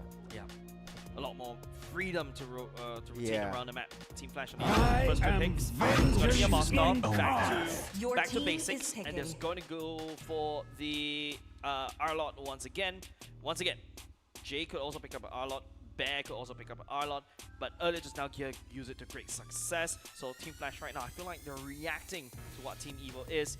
Not sure whether it's a good sign to see, Team Flash reacting to Team Evil. Usually, Flash wants to show dominance, they just gonna power through and handshake this team fight like what we see in game number 1. Again, Team Flash prioritizing Banks' heroes as long as he is safe, as long as he's happy and fed. Then Team Flash is able to win. But then again, the Arlot made a lot of difference in the early to mid game for the side of Team Evil in game number 2. Now Evil might have the Lapu as well. Now, you go for the CC instead. Yep, Kimi, CC pick coming out from Team Evil. CC against an Arlot. What are your take, Shiros? CC against Arlot, CC definitely wins out. Arlot takes a bit of time to scale, but his power actually comes in team fights and skirmishes, not the lane dominance. So he's going to suffer a little bit in the lane-to-lane fights. He's going to suffer a little bit in the first turtle take. But if he is able to throw down a nice final slash, throw down a nice setup for the rest of the team to come in and try to counteract and counter-engage, I think then Bear will play it to a huge success. If not, CC would have a much better early game. Would you think Team Flash actually might go for mid here? Yeah, the Farsa. Yeah, deny. Thanks for answering my question. I think I feel like Team Evil should have taken the Farsa instead of the Kimi. I think it was so much more powerful, no pun intended, for Team Evil in terms of like, I want to build a zone around. It's all about zone control. It's all about like creating that space for your marksmen to hunker down and throw spears from the back. There's a lot of shred coming off Team Evil already, right? So HP bar is definitely going to be a big no-no for the side of Team Flash. You don't really want to play into the fact that, Team Evil can shred. Now we go to the banning phase right here, and what the side of Team Evil hasn't selected yet is definitely the marksman. This land Unless is our they can, homeland, and it will soon be you a don't need to ban away the battleground. marksman coming to side of Team Evil, because Ben has showed that he is more than happy to play the gold lane Lapu Lapu. Yeah. Okay. So the Lapu is banned out because you want to deny that for the gold lane. But typically, I don't think that will be picked up because you don't really have a secondary marksman in the form of the Yisun Shin. I think Yisun Shin works best because you have the space in the jungle. Your team is You banning. should. I do want to see an Amon though. I really want to see an Amon. man, Hades played it before, remember? In Season Yes. 5 Grand Finals. It was the Amon pick. Everyone went wild and he was just dominating with that. And this is Amon's kind of meta. A1 is banning that out and is such a huge problem. Yeah, right now, back to the banning phase, you see the I am from not the side the of Team only Evil. one bound Your by Adam team these takes, is Adamir chains. takes away the Phobias. Ban back to Team Evil. What do they not want to see coming out from Flash's books of tricks? Gato Kacha, just to deny the Farsa, or you want to see the Grok again so that Farsa does have an easier, does have a harder time in the early game, but we saw how Team Flash played this around. Farsa is still undeniably one of the best support mids, I'm born so your to speak, talent on is that. picking. So Guinevere gets banned out right here. Interesting because I think they are cooking. They want something up their sleeves. I feel this game, if you're a Team Flash, you wouldn't draft the Guinevere. So I think Team Evil may have wasted the ban slot right here, but I mean, there's always benefit in hindsight right now. Adamir, for the side Team Flash, do they go for a EXP pick here? Do they go for a jungler pick here, or do they go for A roam. a roam pick here? Because I feel like Gato Kacha is definitely something that both teams may be looking at. There's also the potential Badang that kind of slipped the mind as well. Yep, there again, you got a Gato Kacha. I understand Team Flash's trends over the years, and we've watched them so much. It's always Hades with that last pick. What the hell is going on? Yeah, because he's so flexible, right, with his hero picks, right? Guinevere that literally threw everybody off guard when he suddenly started using it as a tank jungler. But now it's like, it's starting to bite back onto Hades, right? Now all of a sudden, the back of tricks is actually, your tricks are wide open. That magic, the magic that you have in this crazy pick. Hold on a second, I've never seen this coming out powerful. Going for the Franco. 4 powerful from the side of Team Evil.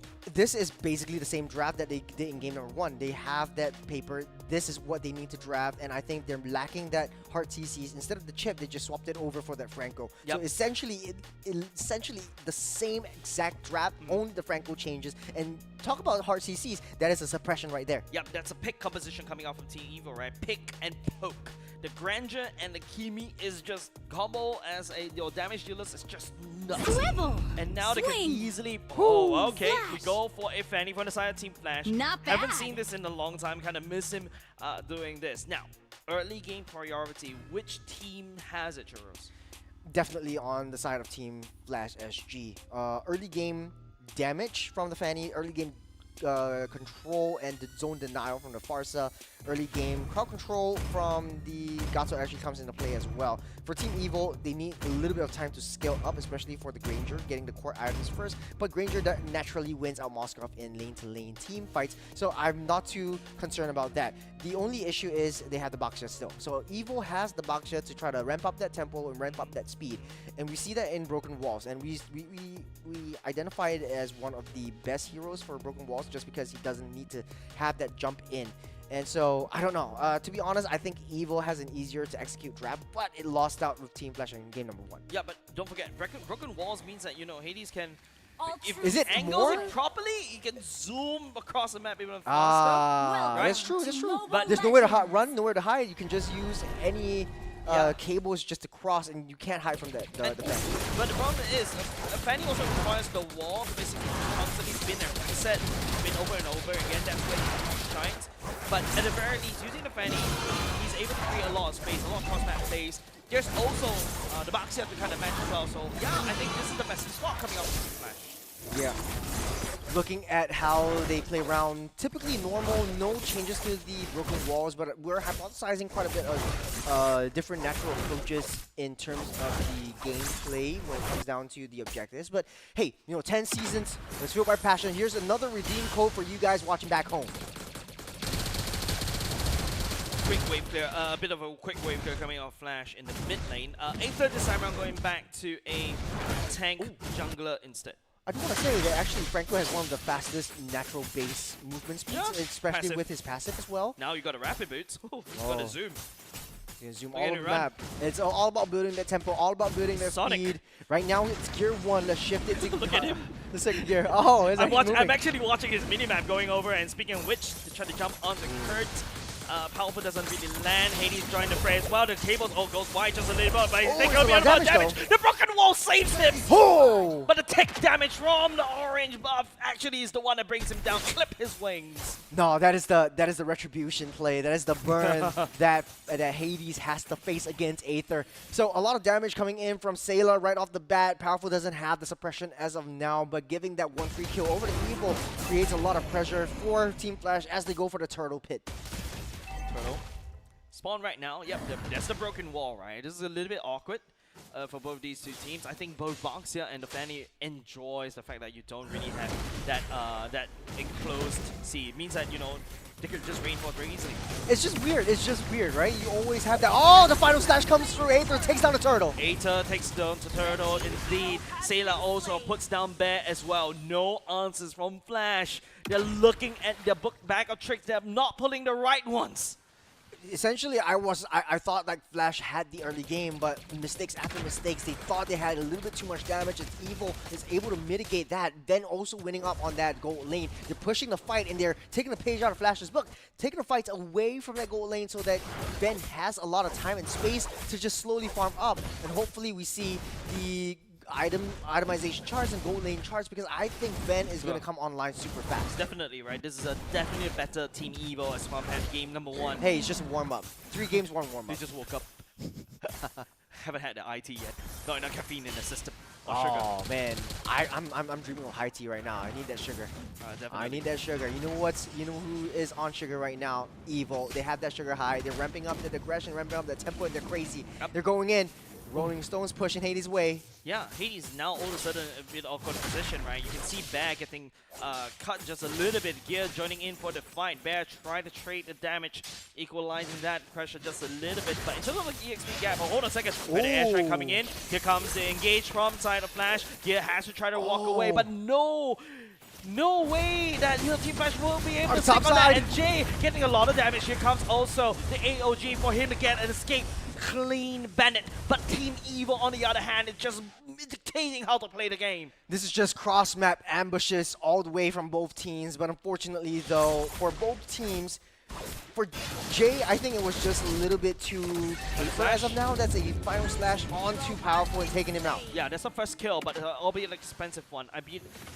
You see the flicker coming out from Powerful as well, so I think that's a good pickup from the side of Team Flash, but they need more. Team Evil is on a snowball right here. They need to find a way to stop him.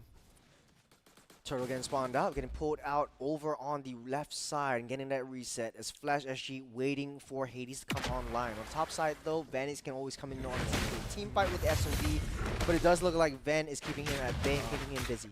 I think that's the problem about, you go for the Fanny in the Yeah, you don't really need that turtle. You don't really need that objective take. It's more for Boxer. It's more for Evil to take and then get that easy kills. You got 3 men down bottom side versus Evil's 4. Running around, zoning out. But this is a very interesting map, right? Hold on a second. Hades joining in the fray as well. He steals the turtle right under the Team Evil noses. Cutteezy go into the red airstrike as well. AOG to peel, but they're running out of steam. Evil right here still has it, but no, Hades turning around. He spins for the win, and Aether gets taken down. Sayla trades for Jay, and now that's for now a bit of an equal trade, but Flash is picking up the pace against Evil. It's a 2 for 2. Evil knows and understands what Flash is doing, but unfortunately though, Flash was able to turn that team fight around. It's an even Stevens game, and Flash has crawled back from the underworld and into Evo's arms with an equalized scoreline. Yep. But now I feel like what I mentioned, Flash still needs a lot more. They need Hades to come online, but he's taking a few chunks of damage, especially from the side of Gear. But Team Evo, technically speaking, in my opinion, in terms of momentum, they're still in the driver's seat. Right now, I think it's just Flash needs to get Hades to get the farm up, try to snowball, try to get those kills. I think Powerful is a little bit too paper now. It doesn't have that defense.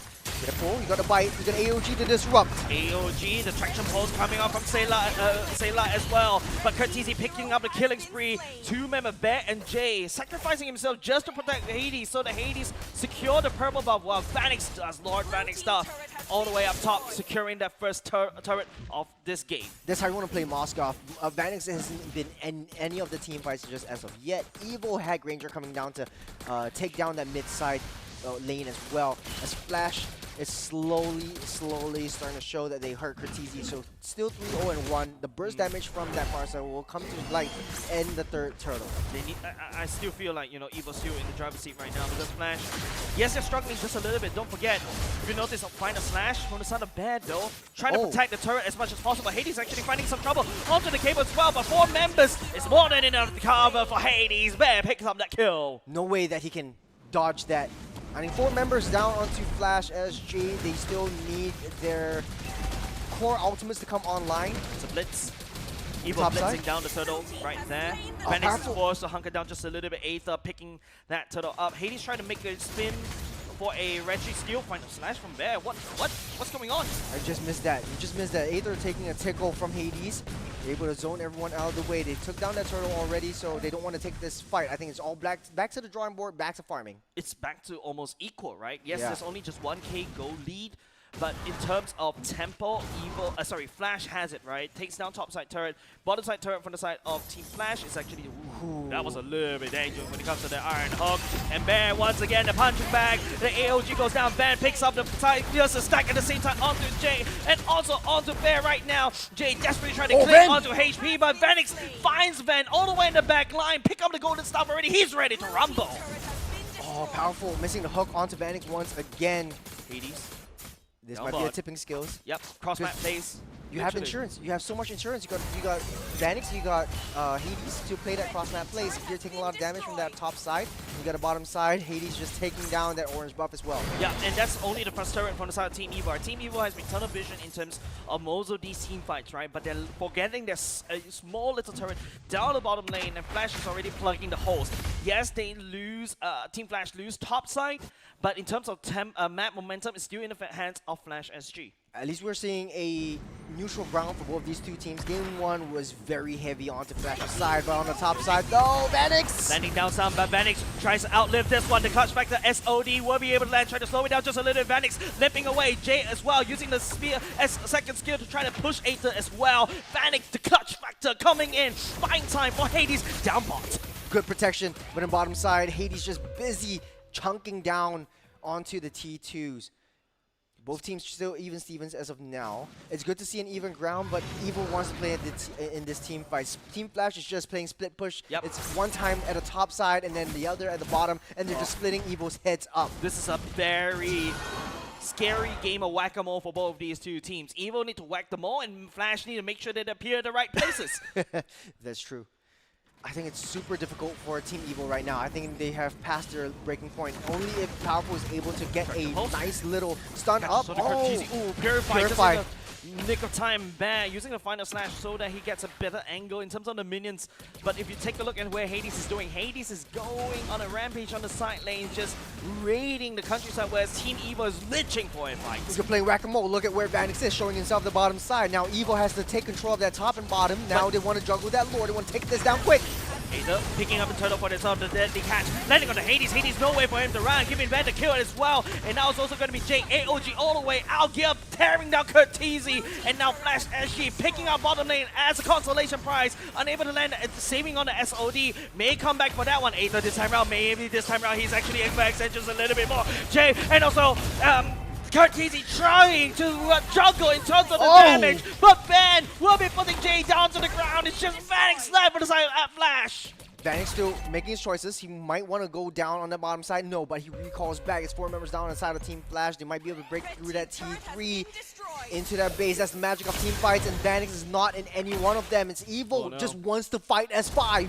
Yeah, SOD right here. I think the gamble coming up from Flash and Street to raid the countryside is actually not paying off, right? Team Evil just focus on one thing at a time. But Flash and Street, they're so distracted themselves. It's a brawl versus macro game. That's final slash. Perfect one, but burns away 2 flickers from the side of Team Evil. They reacted, and Team Flash need to clean this up. The traction pulse, capturing 2 members, and now the Iron Hook as well. Bears no more. Immediately get busted down. Kurtcheesy trying to land down the heavy fire, trying to protect himself. And so he backside. Here's Vanix. He will be able to take it, traveling all the way there, and now pushing down the damage onto Evil Shroud. But Flash is running out of steam. Oh, this whack-a-mole is getting so hard, but Ben again with the Mega, 5-1 and 2. So far, still an even Stevens game. And I think for Flash, though, they don't really have a lot of high ground defense. All they can do is try to push down the side lanes and try to make sure the Evil bites. I think they might be able to go for a backdoor play. Remember, Flash is a team that is notorious for getting that backdoor plays to happen. Yep, you can see Hades also struggling to deal the damage against Gear, right? Oh, Hades. Oh, that was a little bit scary, right? He's literally playing with his food. Yeah, they might want to try to control the bottom side wave just a little bit more as Team Evil taking control of this map. They have the objectives in the palm of their hands as Vanix and Hades. Hades just going off on a rampage down the 2 sides. Dropping some damage is not exactly wise because if you notice, Team Evil is literally setting up a trap right here. Oh, there's Bear has to take 8 spin. If not, it's gonna be problematic for Flash. Bear's literally had to sacrifice himself for Flash. Banks already showing himself at the top side. Now Team Evil has to respond. They need to be able to jump S5, so it's just 5 men moving up. Top and bottom, everyone on that map. Jetstar holiday. We're taking flight. Yeah, taking flights up and top and bottom. It's just 200 pounds off for a family of 4. Yeah, it's a holiday. Okay, let's take a breather and look at the itemizations. It looks like almost full builds. Granger has the Sea Halberd, almost building, if I'm not wrong, that's Windtalker. So a little bit more mitigation from the Fanny as well as the Moskov. He needs to save himself. He is the core hero. Once Ben goes down, I think it's over for Team Evil. On the top side, though, I don't think Gear is able to take the Moskov by his lonesome. Yeah. Definitely dancing around a knife's edge from the side of Flash, right? One wrong movement, you give the kill over the side of Team Evil, and it's so over. Nice maneuvering from the side of Hayes. Will be able to just fly away. But now the Lord Pit, what are they going to do right here? Don't forget earlier just now, they kind of forgot about the Lord. Traction Pulse will be able to land. The Yo-Yo, the Credit Call will be able to land onto Flash SG, and Kurtcheesy has to try to wing by wing to fly away. AOG to try to slow it down just a little bit more, but they don't really matter because the members on the side of Team Evil are pushing Flash SG away. The Lord ultimately resetted as Flash SG works on the side lanes. Evo strong inspired by Flash SG. They have other plans. They're going for the thrones. They're going for the side lane turret. Someone has to respond. Yeah. Yes. That's how they want to play it, though. Okay, Hades. Playing a solo game right there. Okay, he's not solo anymore. Man, it's so funny that, you know, Churros, you're looking at Evil actually taking down the Lord, but then again, you know, they're losing turrets. The throne is exposed. I think Flash is all macro. Evil is just brawling this game through. They're super strong as 5. No one can touch Ven, and Flash is just like, okay, I don't need to join in the team fights. Let's just go for the turrets. Let's just expose their base. So at least at any one point in time, you can try to get that Lord down the opposite side and try to break down their throne. The benefit right now for the side of Flash doing that maneuver, yes, is actually giving gold over to the side of Hades and also Vanix, but don't forget, in terms of gold lead, Evil is actually miles away, right? And not only just that, you've got the Lord marching up top. Flash SG has to play the defense. We talk about there's not a lot of high ground defense that they can actually do. And don't forget, Evil can also pull anybody from the side of Flash SG out in the fight. They don't want to play it. Yeah, Powerful might be able to go fishing if he lands the hooks, but it doesn't look like Flash SG giving anything up as of now. They will be able to make quick work of that Lord, but 2 turrets, top and mid, able to get torn down by Team Evil. Okay. Goes for a concealed play, looking for some form of pickoffs right here. Evil finally fixing the turret. So many standing goals going to the pockets from the side of Team Evil. Oh, critical. That's not exactly ideal. Gear is actually landing that one. AOG a little bit off right there because of the current call. Traction pulse coming out. Jay taunting Aether right now, but it seems like Team Evil is unfazed. But what Flash SG is throwing at them? Very smart move, disrupting the AOG so that Evo stays safe. All of them holding on to their flickers. They still have valuable resources, but Flash back to the drawing board, back to work. Hades on the top side. Someone has to deal with that Fanny because a huge wave is coming down the top side. Yeah, they're just Flash SG is just buying time, right? They try to defend, try to wave there as quickly as possible. They've got Vanix back in the base right now. They're not allowing Vanix to go out because he also does have a few collateral as well. Because the last thing you need for the side Team Evil is Hades to sneak away a backdoor, what he's really known for. And, you know, Team Evil goes hunting. Oh! The bloody hunt right onto Hades, immediately deleting them. Flash SG is none the wiser. They need to ramp up the tempo now, because now Hades is gone. They are able to push in those waves, but now the waves are still a little bit slower on this front. 30 seconds until Hades spawns up. The Lord is actually 30 seconds as well, so Evil is staying as 5. It's just playing whack-a-mole still. No. Flash actually showed themselves. You need Vanix back in base. He needs to be there for base defense because Team Evil is going to collapse immediately. Another fight onto Jay. 2 members left for the side of Flash SG. Vanix managed to make it back in time just to try to output the damage, but Aether is just basically tackling the Iron Hook. Very whizzing dangerously past Flash's years. Bottom side being dealt with. Gear. You got 5 seconds till Lord spawns up. Evil might make a beeline to it. Now Hades is back up online. But they don't have Jay. They don't have Jay. It's just 20 seconds. They might be able to take down this Lord. So Flash back to defense. It's all defensive play. They do have the Farsa, so high ground defense is not a very difficult option. Evil need to speed run this Lord ASAP. The longer they dance this around, Flash SG should be able to make some moves on the side of the map. But it seems like Flash doesn't want to do it at all. They're going to invest it all in this final defense. The final stand against Evil. You don't want to drop your first match on day number 1. It's bad juju. You know, it is rinse and repeat for both sides. Flash busy on the side lanes as well. Evil, now they have a plan. They're going to put Gear on the side lanes, try to stop them from coming through, and they want to build up a big fat wave. I think that was the issue with the mid side. They were supposed to pause it, but now it's going through. The Lord is coming up with a huge enhanced minion wave as well, as Flash SG still has 5 members up on board. At any one given point of time, Flash SG might be able to send either Hades or Vanix on the opposite side of the map. Vanix not having a good game so far, still no deaths, but 1-0-1, so not very significant in terms of these team fights. Base standing right now. He's stepping forward. Oh, there, that's getting swiped just a little bit of traction pulse. Try to catch Hades by there. AOG try to split out the fight, but the damage will be there. From the side of Van, pick up the godline, defend the airstrike. Also try to wave clear. Van is taking all the way to the back. Powerful going into the back line. Try to push down Pendex. But the Lord also going for the core as Team Evil upsets against Team Flash. They will be able to take first blood, drawing Eka against the Titans of MPL Singapore. Learning from their mistakes, just talking things out in game number 1. They came back and warmed up in game number 2, and game 3 was absolute cinema. It was playing whack-a-mole the entire time, but Team Evil adapted to how Team Flash likes to play things. They used the Lolita hammer, pop. All the whack-a-moles, all the moles are literally gone. Yeah, I think it's tough. If I was in that situation, I would be struggling. I would be stressing out because at any one given point in time, I need to stick together as 5. Ven, virtually untouchable, might be the MVP of this matchup, but we'll wait and see what happens. But then if Hades comes out at one point, he is known as the absolute backdoor player. He is basically a thief. In the dark. Not only just that, the fact is, I feel Team Evil knows the playstyle of Team Flash already, right? Yeah. Literally. You see Hades disappearing from the map, be careful, right? Watch your base, make sure that Team Flash doesn't deliver that crazy fight. But also another point is, Bear is not able to, Bear has to be the bait, right? He's absorbing so many damage, and he's not really tanking himself as well. So immediately when Ben is so online, a Rhapsody, one round of Rhapsody shot, he's instantly melted. Bear has literally just a... Yes, there's game number 1 Bear, and there's game number 3 Bear. Yeah. I think what is the problem? What is the problem? Before we think of the problem, let's think of the solution. The solution for Team Evil is Sayla as Kimmy 4-0-12, virtually untouchable the entire time. 89% kill participation, 661 GPM, and He actually used this Kimmy to full advantage. Just whenever Traction Pulse is ready, just throw that ultimate there. If you catch someone, good. If not, then it's okay. But the Traction Pulse actually followed up very fast by Gear. Yeah. So Gear just crossing that map, try to take control of the side lane pressure, and also joining in the team fights and trying to back Sailor up. A bit of a different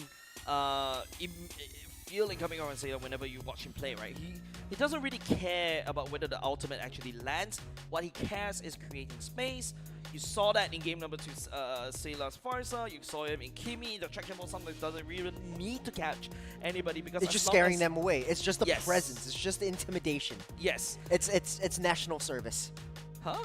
It's national service. It's a deterrent army. No, I'm just kidding. Okay, moving on to post-game stats. Actually, I don't know Let's how to take save you right now. I don't know how to accept that.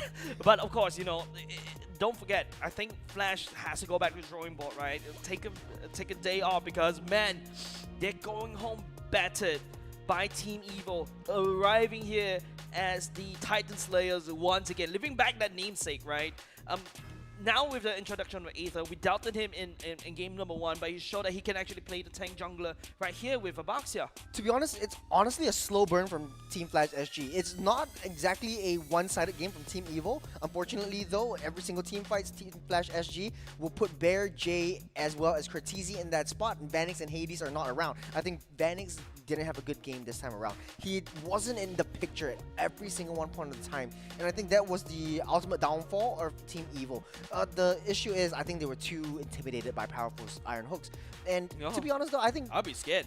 I'd be scared too. But to be honest, though, I think Powerful, the way that he uses his hooks wasn't exactly the catch. Yes, I think catching is a bonus, but he missed quite a bit of his hooks. I think more than 50%.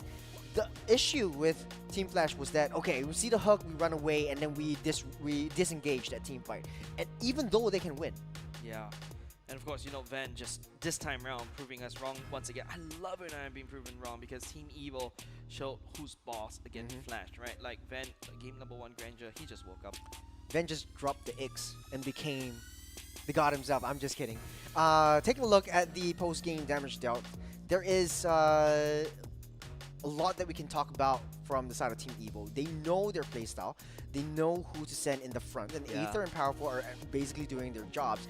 Gear, I think, on the upside, was able to understand and adapt to how Hades likes to play it. So it's top, then bottom, then top, then bottom, then Gear understands and identifies that pattern. Yep, I feel it's also, you know, the curse of the champions, right? Like, if you're basically a champion in MPL and also, you know, representing us all the way to the international stage, your games are definitely going to get dissected to nothing, right?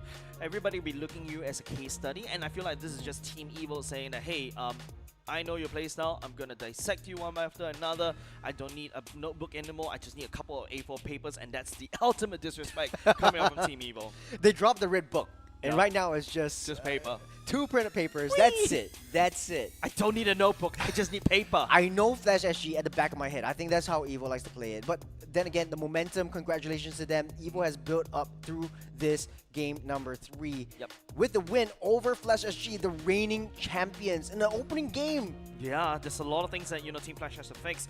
If you notice, it's a 2-1 Evil for Flash, right? Okay, this is for game number 1. This is where Bear just went crazy. Evil took that down for, took the L, and then like, hey, back to the drawing board, guys. We're gonna talk things out. Sailor, this is what you need to do. Aether, this is what you need to do. And they came together strong. The chemistry really showed that build up. Look at where Vanix is, and look at where Ven is. If Ven is alive, he's going straight, making a beeline for that 1-1. I think it's just the fact Flash wasn't able to recover from game number 2, right? The scary part is suddenly Ven brings in a Lapu Lapu gold lane. Then all of a sudden, you know, the whole team in game number 3, you can see they're not able to perform, right? Yes, Flash needs to go for this particular game where they need to go for a Vanix Moskov and also a Hades Fanny to basically raid the side lanes. But now it seems like, you know, Flash is struggling with this patch, struggling with this match. Yeah, I think the patch as well. I think Evil really identified, like, okay, this is the playstyle. This is the same exact draft that they use in game number 1. They're just swapping over the Franco for the chip and the export for something a little bit more tanky. I think the idea for the export in game number 1 was there, but then I think Baxia was a much better initiator and a much better sort of like cross-map rotational player or hero. Yeah, it seems like Baxia is like 100% win rate right So now far. based on so far in MPL Singapore, right? Whoever gets a Baxia, the fast movement Hey, speed, hey, so small sample size. yeah, So still, definitely for a small sample size. But I mean, the movement speed that allows you to just gank and also put out the pressure against the enemy team is just invaluable for both of these two teams. yeah. And there's a lot of trends that we can see as well. Like the tank setups are much more prioritized. You've got really heavy hitters down the EXP side, and they all prioritize rotation, all prioritize movement, and flexibility. You need to be able to drop what you're doing, try to clear the lanes super fast. Yeah, I think, we talk about, having a Sugar Rush. I think let's talk about Sugar Rush because I feel like definitely Team Eva had that Sugar Rush earlier. You can also get your fix as well. Just scan this QR code and also go to download the app and then go to account setting, redemption code right here. Redeem this code right now to get some discounts. Honestly Or Sugar though, Rush. I am thirsty for some bubble tea. After this I need match, it. We I know think need some. a Sugar Rush is what we really need to pull us through, because this to me was match of the day. When we're coming back up, will be Absolute Zero versus Kingdom Esports. I think this is something that I really want to see. Kingdom Esports is coming in as a very, very strong contender, and they have the lousy buff. Yeah, and I also feel like I'm not gonna sugarcoat it, right? I speak the truth and only the truth. Yeah. Right? And I feel like for the side of Kingdom Esports, on paper they look really strong. But I want to see whether they're just a paper tiger or actually a tiger. But with that said, we're going to go on a short break, ladies and gents. Don't go away because this is exactly what we're talking about. Because coming up next, Kingdom Esports versus Absolute Zero. Don't go away. We will be right back.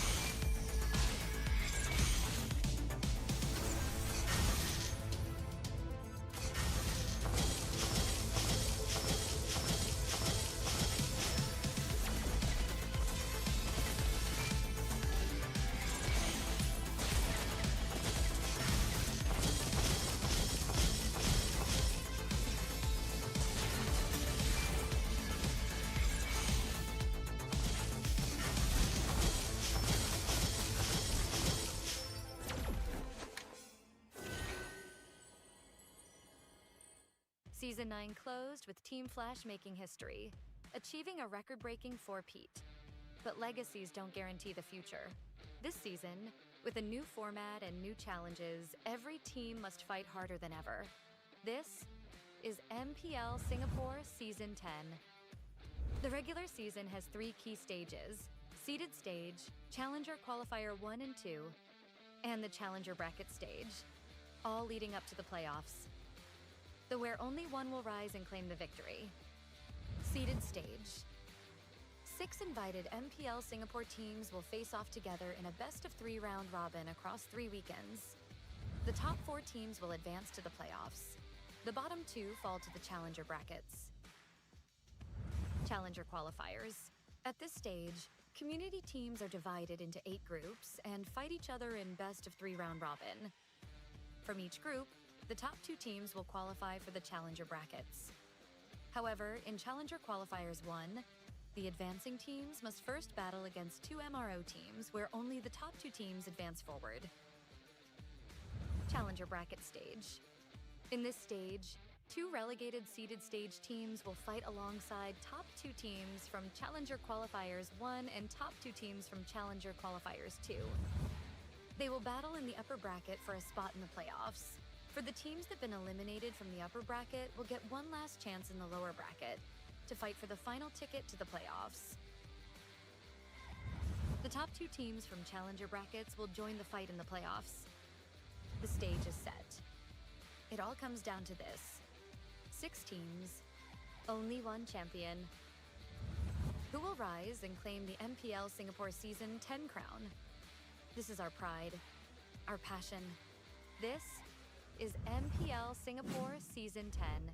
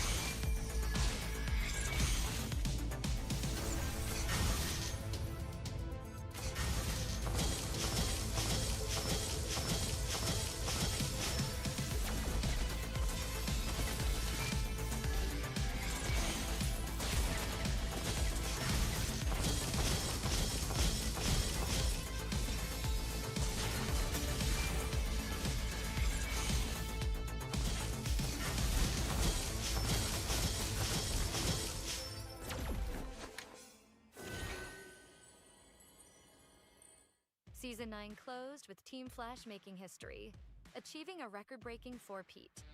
But legacies don't guarantee the future. This season, with a new format and new challenges, every team must fight harder than ever. This is MPL Singapore Season 10. The regular season has 3 key stages: Seeded Stage, Challenger Qualifier 1 and 2, and the Challenger Bracket Stage, all leading up to the playoffs. Though where only one will rise and claim the victory. Seeded Stage. 6 invited MPL Singapore teams will face off together in a best-of-3 round robin across 3 weekends. The top 4 teams will advance to the playoffs. The bottom 2 fall to the Challenger brackets. Challenger Qualifiers. At this stage, community teams are divided into 8 groups and fight each other in best-of-3 round robin. From each group, the top 2 teams will qualify for the Challenger brackets. However, in Challenger Qualifiers 1, the advancing teams must first battle against 2 MRO teams where only the top 2 teams advance forward. Challenger Bracket Stage. In this stage, 2 relegated seeded stage teams will fight alongside top 2 teams from Challenger Qualifiers 1 and top 2 teams from Challenger Qualifiers 2. They will battle in the upper bracket for a spot in the playoffs. For the teams that have been eliminated from the upper bracket will get one last chance in the lower bracket to fight for the final ticket to the playoffs. The top 2 teams from Challenger brackets will join the fight in the playoffs. The stage is set. It all comes down to this: 6 teams, only one champion. Who will rise and claim the MPL Singapore Season 10 crown? This is our pride, our passion. This is MPL Singapore Season 10.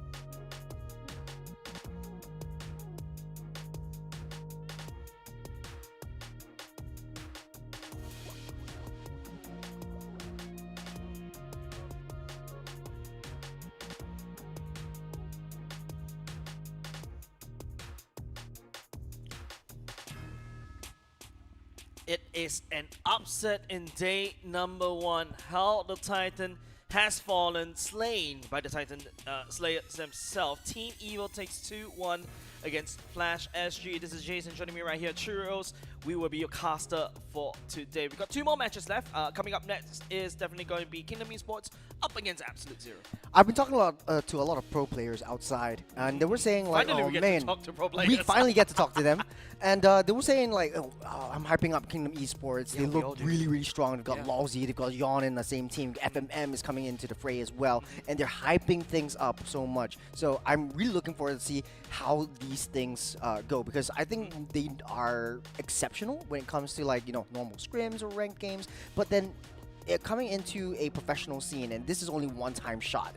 You got one shot and you go in. It might turn out different, because at the other side of the aisle you got Absolute Zero, which basically surprised and shocked all of us last season. Yep, during the qualifier. But speaking of the Challenger qualifier, let's take a look at the format just in case as well. I love how you segue this. Thank you so much, Charles.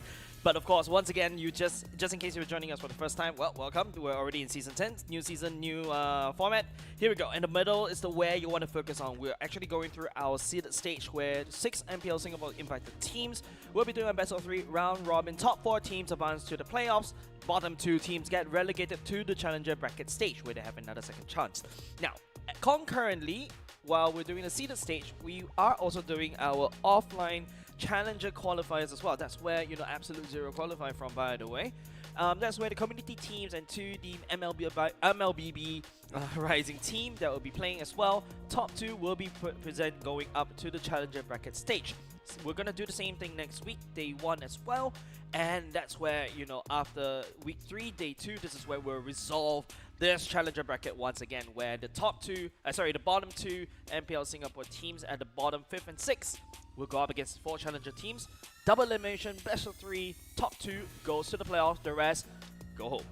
It will be shocking, will be interesting for sure. Yep. Because Absolute Zero and Ignite Gaming, I mean, this time around, Absolute Zero are coming in as a seeded teams. And last season, they were part of the community. And right now, we're bringing in 2 MRO teams. And I played this yesterday. I always wanted to be at the top. Just because, if you win, you get like maybe 30, 50,000 diamonds to split between all your 5 friends and your 5 players. But also a chance to represent Singapore in the MPL. Yep, and don't forget also a huge shout out to our sponsors, and of course this MPL Singapore Season 10 is powered by Muntan and Pulse Nova Entertainment, presenting partner IT. And don't forget, once in a while when we show you the QR code, quickly download the app right now. You want to hold on to it, and after that you'll be able to redeem some discounts. Of course, IT is your homegrown bubble tea brand since 2011. It's now teaming up with MPL Singapore. You can buy 2 of the collab drinks, get a scratch card, and you might be jetting off with a trip. For 2 to Jakarta. Wow. Okay. I totally said it like I've never read it before, but I finally read the fine print. I'm like, wow, buy 2 drinks. And have you seen, Just had a chance to go over to Jakarta. Have you also seen Kimi as well, that's been posting on Instagram, one of our KOLs as well, with the special cup with the MPL as well. Yeah, so they're having that thing going on as well. So interesting. It's really great. And speaking about more sponsors as well, so because sponsors make the world go round, we're sitting at our very own DX Racer chairs as well. Interesting features, right, Churros? Yeah. It is fully mechanized, so that means you need to charge it, and then you can't have that motor to push down through. But it's super cool. It's like a car chair. It's literally like a car chair. It feels like it good. fits my back. Yes. In between the games, I want to put my feet up on the tables as well. It is that comfortable. It is that comfortable. Definitely making yourself very comfortable. But of course, huge shout out to our partner Esports, Future Living and Singapore Esports Association. Thank you so much for supporting us as well. And now let's talk about more details about AZ and KE. AZ first, Churros. What do you have? I am appalled that Chesty came out from the grave and played again. The last I saw him, he was like in Stellark, and then he swapped teams again. From Yardigans, and then now he's joining the enemy, Absolute Zero. So he changed his name, but into Regina. But I think right now, as in Absolute Zero, he's one of the perfect fit. I've played with him before in our typical ranked games as well. Very, very smart player. Always knows his positioning. But then again, this is the MPL that we're talking about, whether or not this team is able to make it through. And don't forget, they have two Filipino imports as well, Nomad as well as can't remember the other one, but yeah, this will have a lot of chemistry, bonding issues. I wouldn't say issues, but like I would say issues, chemistry bonding issues, because it is a pretty much new team. And they came out and clawed their way from the community, coming into the seeded round robin against a really stacked team like Kingdom Esports. I think reprising the because don't forget, this is technically speaking a new Absolute Zero. Once again, starting from Absolute Zero. They lost none. They're replaced by Fake Cutie. Fake Cutie is actually a community tournament pop stomper. You've seen his names before. I think we just recently saw him in one of the community games as well. And of course, you know, you got Regina coming into reprising his role in the mid, pushing Bougie away. Bougie, unfortunately, is he's in the military. He's having the buzz cut already. Have to call him out as well. He is 10 shades darker now, as well.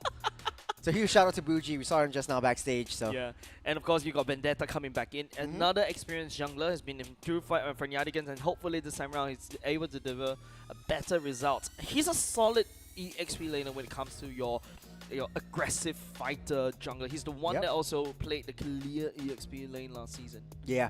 Yes, that's right. I think it brings a lot of dimensions. Like these community teams that are coming up, I think it's very unique to Singapore. It's the only region that's doing that. Other regions, they are having professional teams, and they're going through like the actual 4 to 5 week kind of regular season. But for Singapore, we want to bring community teams in to shine. It's not just because we have not enough teams, not enough players in the professional scene, but like we want to be able to give like a shot to the community coming up. I think it's a very interesting format. It's a very interesting challenge for some of these players that are basically very closeted. They want to make themselves known. They want to show themselves that they can be the best. We also I like the fact that we're also providing a lot of opportunities for imports, right? Like for example, immediately right here, you get to see Dr. Insanity, MDLPH Aurora Hunters as well. You also see Grant hailing all the way from MPL Cambodia Season 8 under Valhalla. He was top 5 MVP, albeit unable to make it very far in MPL, so at least he's able to shine here. You'll be able to see him later on playing under the banner of Kingdom Esports. And Lozy making coming back into the game as well. It's the Lozy buff. It's the Lozy buff. I mean, if you missed buff. it, we always say like, or we always joke around. If you have Lozy in your team, you're essentially just you're in the grand finals. You're winning. Yeah, he's that fortune teller. He's right? that fortune teller. But then again, going into Kingdom Esports, we've got Insanity in the EXP side. Big warm welcome back to Yon, FMM, and Lolzy. And then Grant coming in the gold lane. A lot of players are hyping them up. A lot of teams are also hyping them up to be one of the better ones and stronger contenders. We know how far FMM will go as a gold laner, but now reprised over to the mid side. He is an absolutely beast shot caller.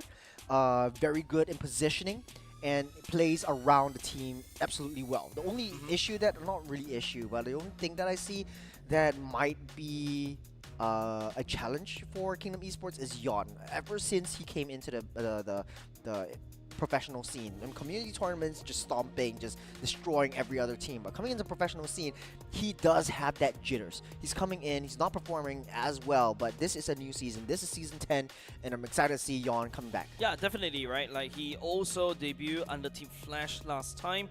He was also the one that literally wrote history just a little bit, right?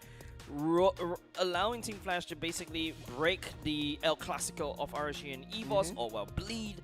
And yeah, right now he's in Kingdom Esports, right? Alongside Lozy as well. And I like the fact that you kind of point out, FMM going back the mid laner, reprising that role last time he was back in Bleed Esports. But now, this is also a stacked team. You're not gonna lie. You mentioned that, FMM is a solid shot caller. Super Lozy versatile. as well. Super versatile as well. I think these two together might break this game, to be honest. I think they are absolute beasts. Lozy is a very sacrificial lamb kind of player. He's always jumping in, but when he jumps in, he makes sure that his team wins. And that's what I like about Lozy. Yeah, also on screen as well, the coach Sammy as well, coming back to MPL. Sammy Snowman. Yeah, he has been streaming, and now he's finally back to pro scene, right? You've seen him before in, I think that was Season 5 or Season 4, all the way back. After that, he took a hiatus for a long time. He's finally back alongside his friend Lozy.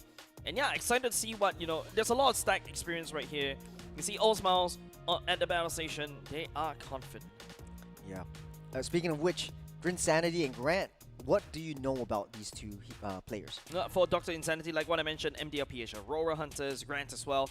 So they're not too shabby. I know they've got experience from overseas. And you know, when overseas players come over to MPL Singapore, and you see all smiles right here, and it feels like, you know, they're already part of the family alongside with the rest of the team. I feel like they're already made home here. Yeah, it's the Lawsy effect. He comes in, just jokes fortune around, cat. and makes everyone comfortable. But let's look at the other end of the table. We've got Vendetta, Fake Cutie, Regina, Salus, and Nomad repping Absolute Zero, absolutely dominant in Season 9. And who would have thunk, like, they made it all the way to maybe the top 3 teams.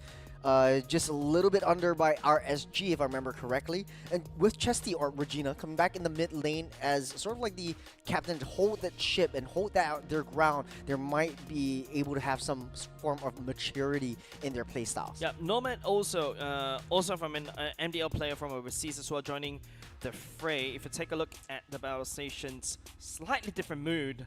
Don't forget, Fake Cutie is also, you know, quite new when it comes to the MPL scene. But of course, when you talk about community, rest assured, they've got experience. Speaking about experience, Chesty, could you please stop changing your name? Well, what other name has he gone by? I know it's Chesty. I know Regina. I know Regina as his community tournament name. He was trying to like just hide it from like the professional experience, but I don't know what else. Like I think I didn't know it was him until I actually saw him backstage. But you know, shout out to him. Hopefully, Absolute Zero shows an absolutely dominant performance this game. Yeah, but playstyles. We have MPL coming, MPL, Philippine imports coming in for Absolute Zero versus the Indonesian imports. They oftentimes bring their own flavor. And I think that for Absolute Zero and the rest of the gang, it's honestly a very interesting meta that they can play around with. More macro-centered, more meta defining in terms of like their rotations, their positioning, and the way they want to identify and hunt down specific heroes for win conditions. Also, shout out to Icy Frost as well, another face that we're familiar with in the community scene. So, like I said, it feels like a reset. It feels like a homecoming for some of these players. Yeah. And finally, Lozy is playing again on the MPL stage, right? I wonder what you're watching at. They're just smiling, all smiles, just happy. Can you share it with the class, please? I think maybe a little bit of a glitch that they found that they're gonna execute in the game. Oh boy! Hopefully. I love it when some people breaks the game. Yeah. I thought like Lawsy would be going into the role of the coach. I remember that he was Flash's analyst slash coach, substitute roamer in place of JPL as well. Definitely right. I wasn't expecting this kind of lineup because, you know, when we received the name lists, they do talk about like, you know, which role they register under. You know, the competitive scene is definitely something that we always look at. Especially, it's very great to come in to have people to join from the community as well. And of course, for another esports, that potential growing esports, you can do it too. You can join the Magic Chess GG Rising Stars as well, and you know, have a chance yourself to be the first few players to play Magic Chess professionally. So if you don't have fast reaction time and fast fingers, you can always go with a even faster brain in Magic Chess. That I did not tick any of those boxes. But I think it's interesting. I like Magic Chess. I like the way that the synergies are built. It gives a different dimension of gameplay to Mobile Legends and the Mobile Legends lore itself. And I'm excited. I do want to be able to cast a Magic Chess game in the future, especially in Singapore. That might be a really interesting kind of dynamic that we might bring to the international stage. Yep. Going back and forth between the battle stations, you can see Absolute Zero definitely have the absolute game face on, whereas it's all smiles and jokes on the other side. But of course, this is where it gets very scary, right? When teams just go in, laughing it off, like just, you know, in the office pantry, and everything is on fire and they're still laughing off. It shows that, you know, how confident they are stepping into MPL.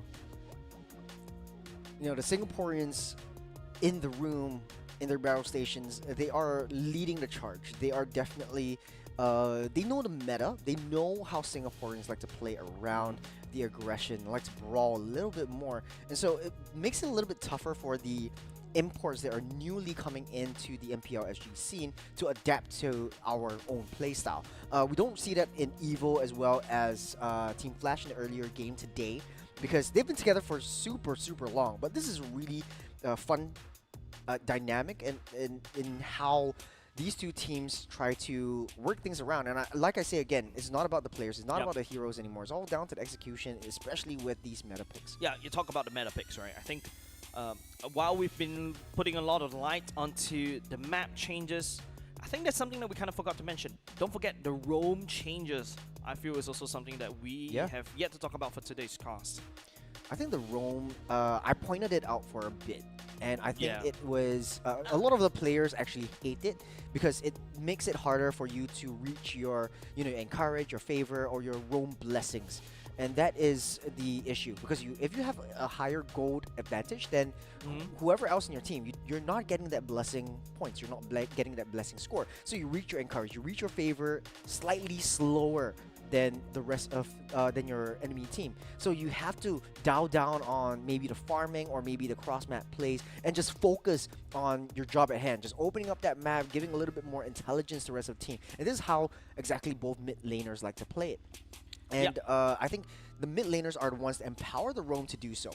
Typically, for a lot of pro teams, the mid and the roam will stick together, clear the waves, and then start rotating, observing, and reconning, trying to find out where the opponent's enemy junglers are, and then try to get a kill off. I think this, the artillery kind of flavor that FMM and Chesty or Regina actually brings to the table might be fun. Yeah, I feel like I might accidentally call Chesty out loud. Yeah, I kind of echo with you. I'm hearing also, some of the pro players say, hey, it's actually quite fun right now. In the Hells of Lozi, I can play a Franco and I can walk around. I can get Cho. I hit level 3. Haha, your jungle probably at level 1. I can disrupt your junglers, right? So I feel like, especially in this matchup from the side of Kingdom Esports and Absolute Zero, if you are fake QD, especially when you're dealing with a very experienced MPL roamer, you really have to watch your 6.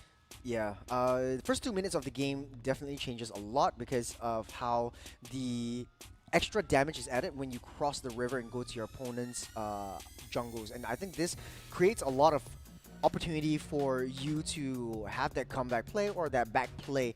This is really interesting. Kind of a two-team matchup. So kind of done with their ping test. We're moving towards a little bit more. They're getting ready. Yep. And hopefully we jump into the game really soon. Yeah, definitely, right. I'm excited to see what both of these two teams bring in terms of the meta, in terms of how they play, how they handle the game. And as of now, we've seen, some stats coming in from, especially from just 3 games. The first 3 games, right? Bucks are definitely coming in 100% win rate right now, of course, but 100% pick ban rate already. Yes. 2 wins, 1 ban. And you can see that's also one of the prize picks from both these two teams. You also start to see Lancelot currently 100% banned for MPL Singapore.